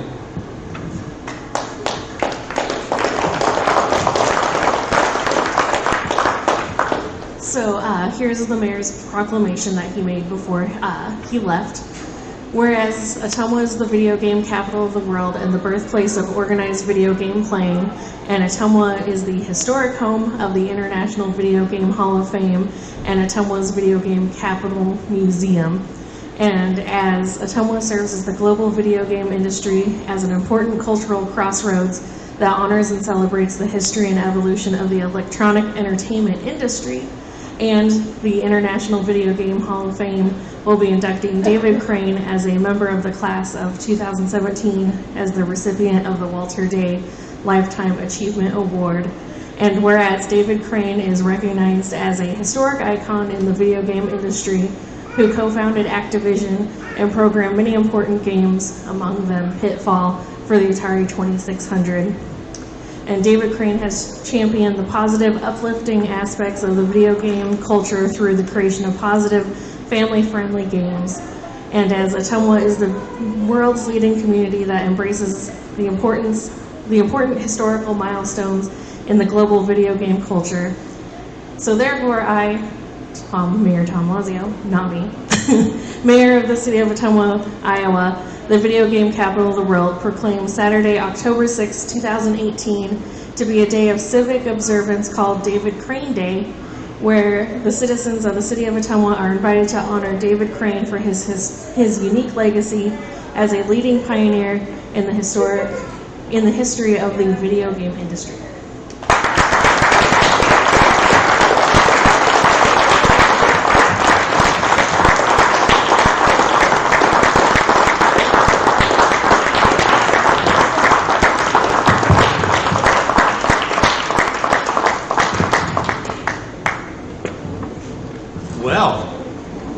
Thank you to the City of Ottumwa. I don't think there's ever been a David Crane Day anywhere except maybe the day I was born, but I wasn't too alert for that. So I appreciate this very much. Thank you. And Walter, for your kind words, and the two bills, our two bills here. Unfortunately, you didn't leave me much to say. You know, I stand here as the inductee for the Lifetime Achievement Award, which arguably means I'm up here for no reason whatsoever, except that I'm old enough to be given a Lifetime Achievement Award. Everyone else's award says something that they did, you know. Each award has a name. This is just for my achievements. But I am a video game developer. Yes, I've started a number of companies, including Activision. I've worked with hundreds and hundreds of people. Kind of what I have always done is I've had a vision for something. I wanted to have fun and make games that are fun for me to play. I'm somewhat selfish in that aspect. I didn't think so much about what would be fun for you to play. I thought of what would be a game that I would like to play. And fortunately, I made the game and other people liked it as well. And so many of my games were sold in the numbers of millions to people who enjoy playing them. But my real legacy is probably the people I've worked with over the years. I won't bore you because the numbers are in the hundreds, if not near the 1,000. And what I tried to do generally is there was always a drive in me to make the next game. You know, I tried not to rest too much on my laurels with a game that was successful, but really I was tired of that game. I was done with that game. come up with something new. So that's really what I was doing almost every day of my life. And what I'm most proud of is people come back to me, and there are so many people who worked with me in this business who then went on to make games, who then had hundreds of people work with them and go on to make games. And there's an exponential trail leading back to those early days at Activision of people having an effect in the video game business. And basically what we did is we took whatever profits we got from video games and we poured them into the next game. And hundreds of us were all just making a living, making games and enjoying ourselves and making other people happy. So if there's nothing else that I can say is I had a successful career entertaining people. There are a lot of ways to make money, and if you can do it by entertaining people, I think it's a great thing. So it's been a long night of speeches. I won't bore you with any more than that, but I appreciate being inducted here. I was very happy to be here in Ottumwa and see the beginnings of this museum, and I'll be able to think back on the humble beginnings as the museum continues to grow. Thank you.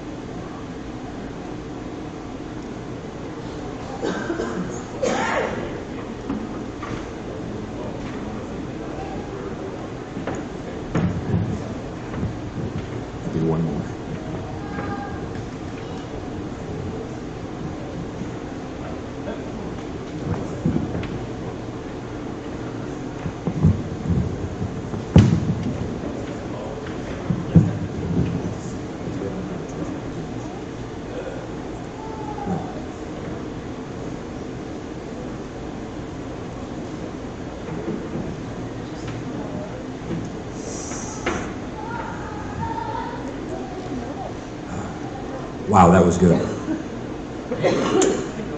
Okay, lastly, I'll have Walter Day stay up here. There's something we'll talk about each induction year. There's been a game inducted. Obviously, each year a different game. And the first game was Pac-Man. Actually, each game that's come after it has been equally deserving of its position in history. On this particular game, in 1982, which is how this all began, we had what we considered the first gathering of gaming champions at an event, and that was the Life magazine spread, November 7th, 1982, which would come out in Life magazine January 1983 issue. Well, the game at that gathering, the game that stole the show, the game that had the most attention and focused on it. So it's very, very fitting that that game is the game that we talk about here. A game that, if you believe what history has told us, it was the third largest mass-produced game in history. And it was probably the first game that I had an extreme passion for. And it's a game that we still play and still toy with and still aggravate ourselves with today. Again, that game was Donkey Kong. It was made by Nintendo. And again, at Life magazine, it stole the scene. So I had always waited for the year that would be the year of Donkey Kong and the year that it was inducted. They were one of the few companies that had communication with us. Like we said, not many people communicated with game players. Almost nobody, with little exception, embraced us. We were more of a nuisance. At one point I called there and I was known as the level 2 guy. That's the only, they didn't know my name. And so it's very fitting that we finally give the honor of Donkey Kong, and I'll have Walter here and he'll speak about it.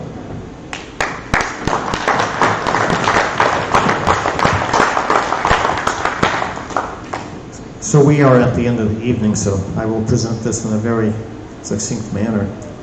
Donkey Kong was not just a huge moneymaker for Nintendo. It was almost literally the bedrock of competitive gaming. way back there at the beginning. When Twin Galaxies first opened up, actually I complained about Donkey Kong to the service provider who was bringing the game to us. I said, this is too ridiculous of a game. We don't want that. He says, what are you talking about? This is the biggest game out there. And it truly was. It was like a war for Twin Galaxies to just handle the submissions and counter submissions and accusations and claims of all the players about Donkey Kong world record score. So Donkey Kong was a monumental, iconic phenomenon in the whole history of video game playing. So we can't praise Donkey Kong enough and place it high enough in the video game heavens for its incredible merit and contribution to that entire culture. So we're very honored to proclaim Donkey Kong as this year's golden age game, fast on the heels of Pac-Man of a few years ago, and enshrine it in the official Video Game Museum and the International Video Game Hall of Fame in the class of 2017. Would you like to add anything further? Okay. Now, Chris Ira's not here, so should we just... He'll be here next year. He's going to get his award next year. Now, here's two remaining things that have to be done, and we're all done, and we're going to go do karaoke. We're David Crane. No. Anyway, and here's what those things are. Billy Hoffman, Jerry, board member Mary, Terry, all the people who made this happen.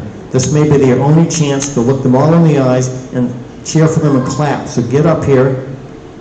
No, get up here. Get up, Jerry. Get up here. All the people who are the organizers, and Joe and Ashley, get up here, because we're going to make a presentation on behalf of all of us. Jenny or Terry or anybody else who's immediately here, get up here.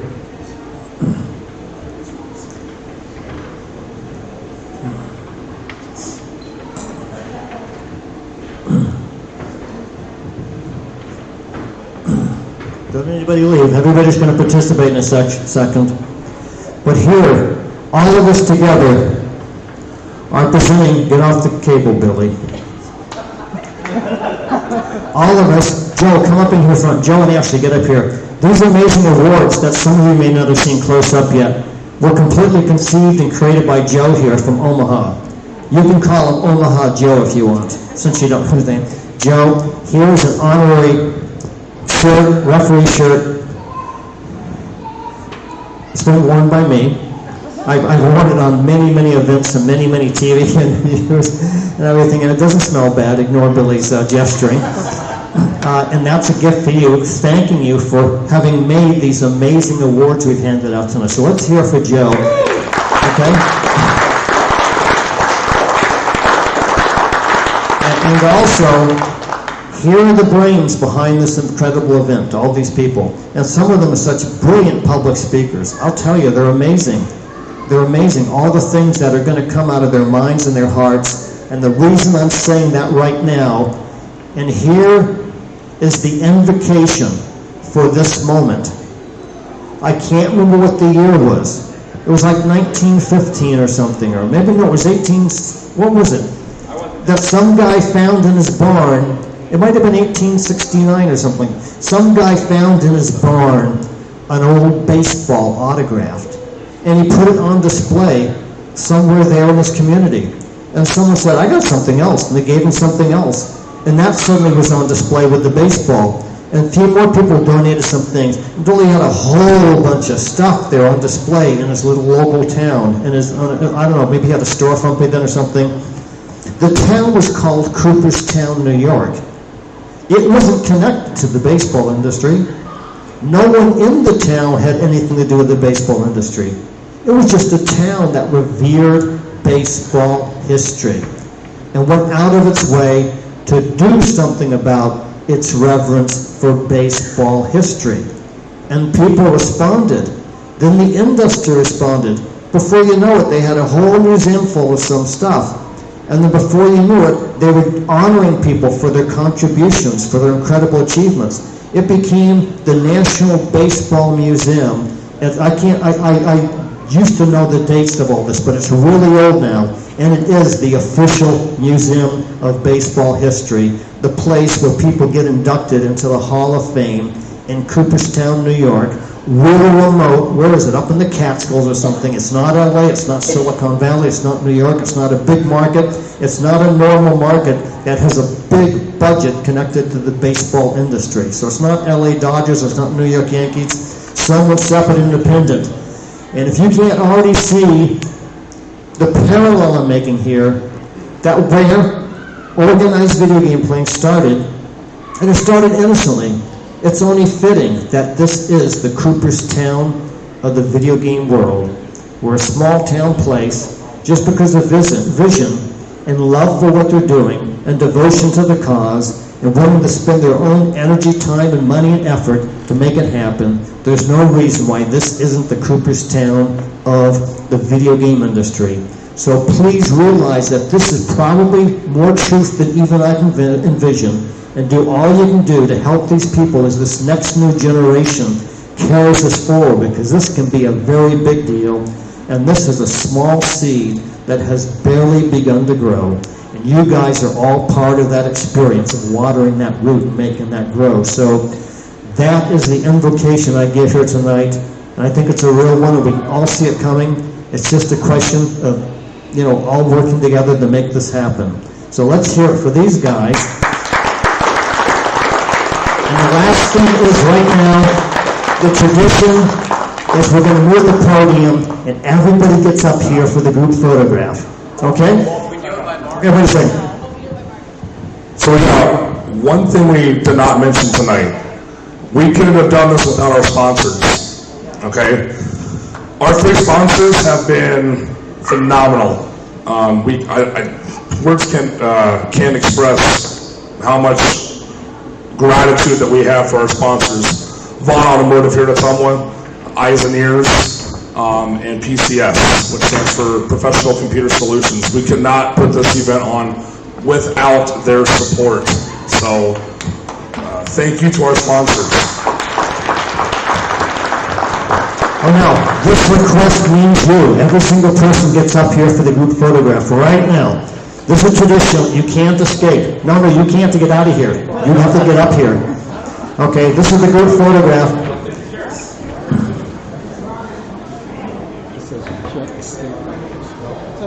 Okay.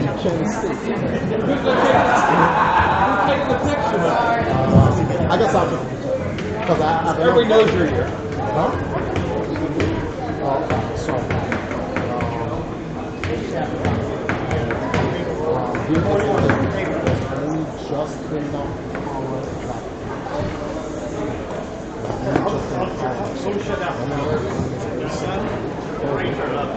I'm coming.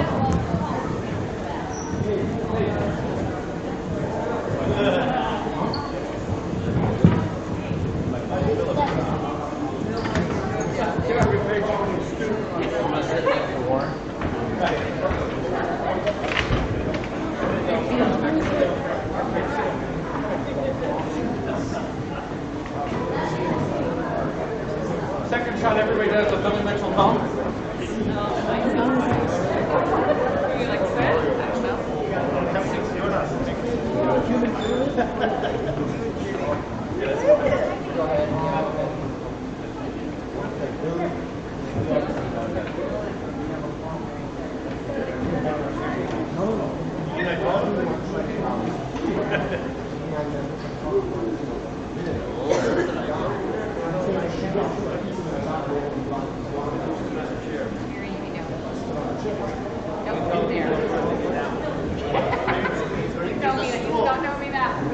Bill, there's a stool in the museum, those little stools.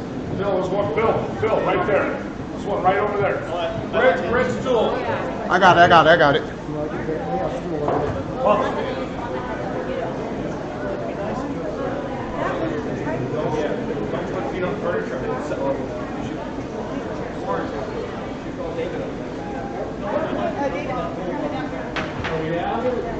Even though he fits great in the back there.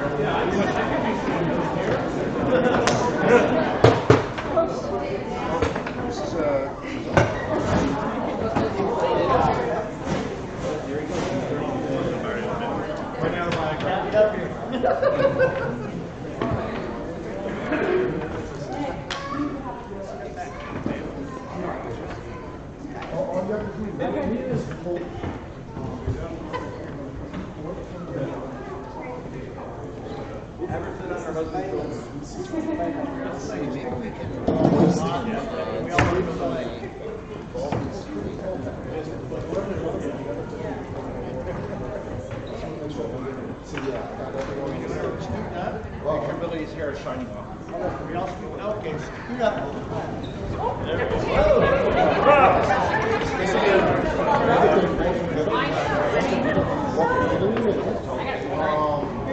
Michael, can you move over right there? We only have enough juice for like 10 seconds. Everybody gotta get up here.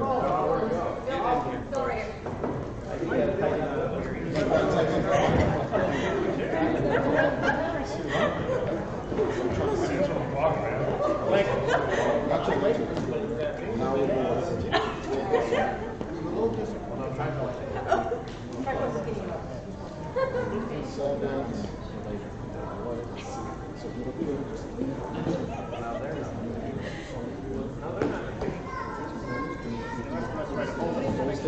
Get in here, boss. You're in the good.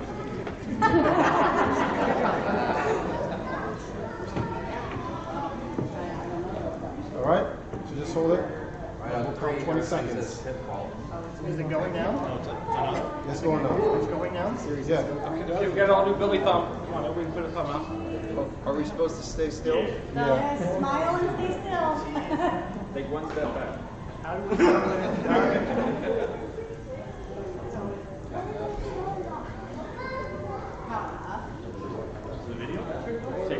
What time it says on it? 45. All right, we're good.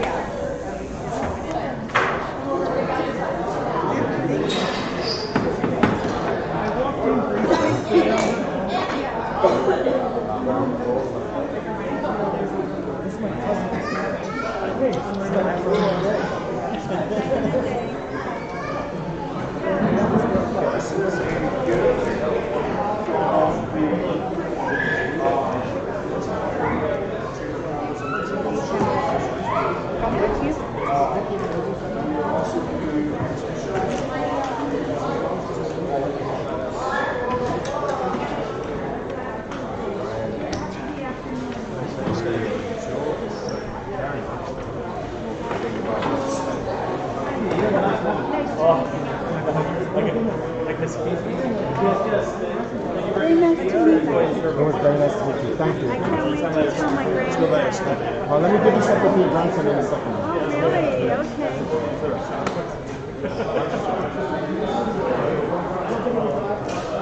It's about 5 hours. We came same day. We only got here like hours before the induction.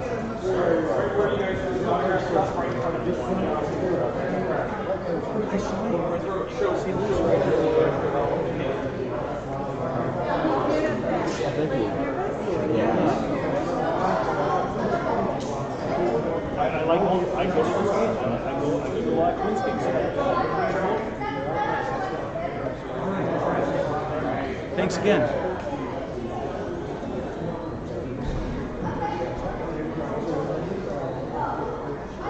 Tim, take care, man. Thank you. All right, so let me go.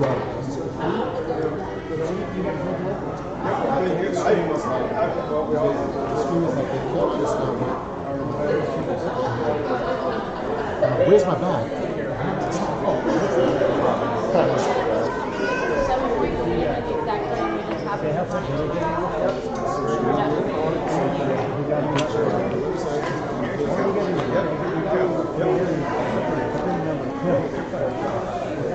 Hello. Hey, how'd it go?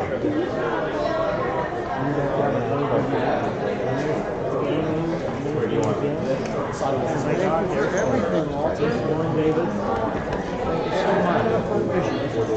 It is a wonderful picture.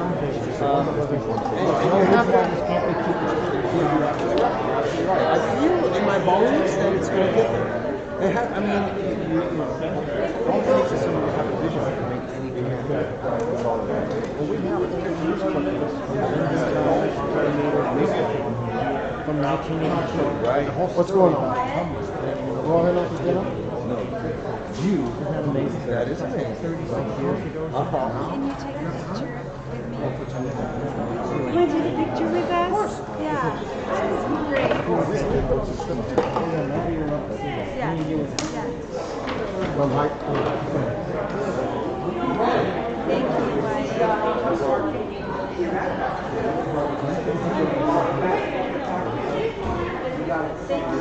Bravo. Okay. I know you want me to do karaoke, but I gotta go home. I've got to get something.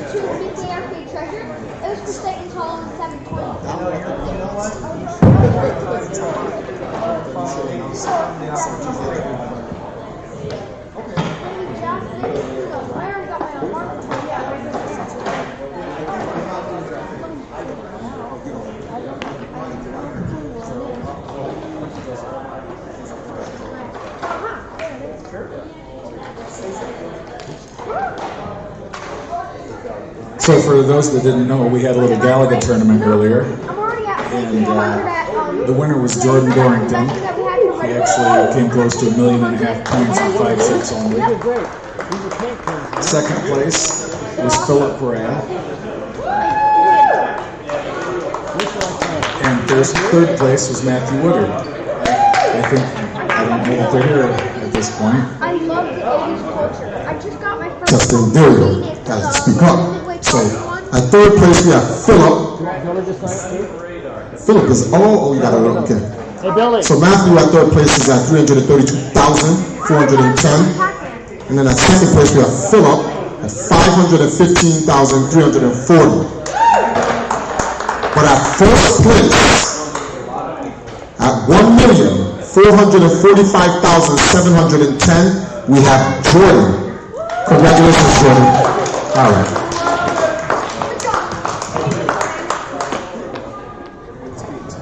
Thank you.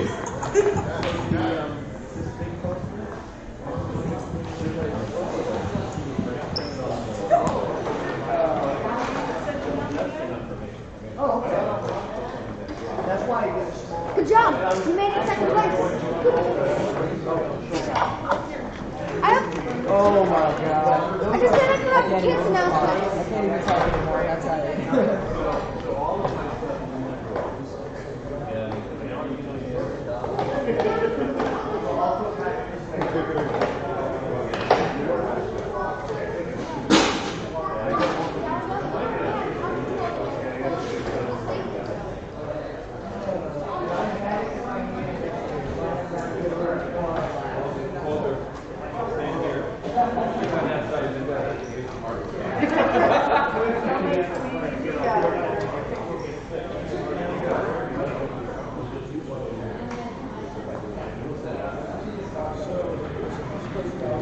wife.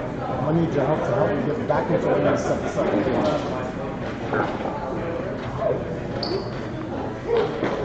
This is annoying. This is annoying.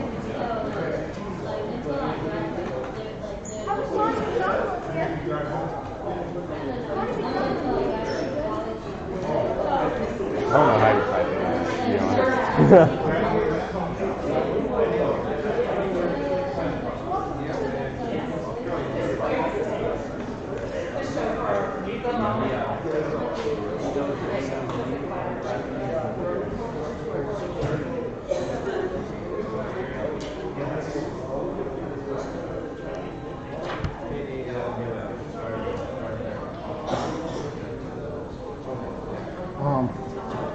Hold on, because let me see, sir. Okay.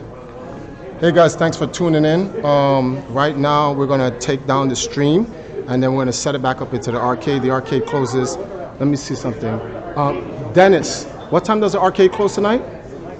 11. 9? 11. 11. Okay, Billy may try to. Oh, yeah. 11. You're at 11 as well?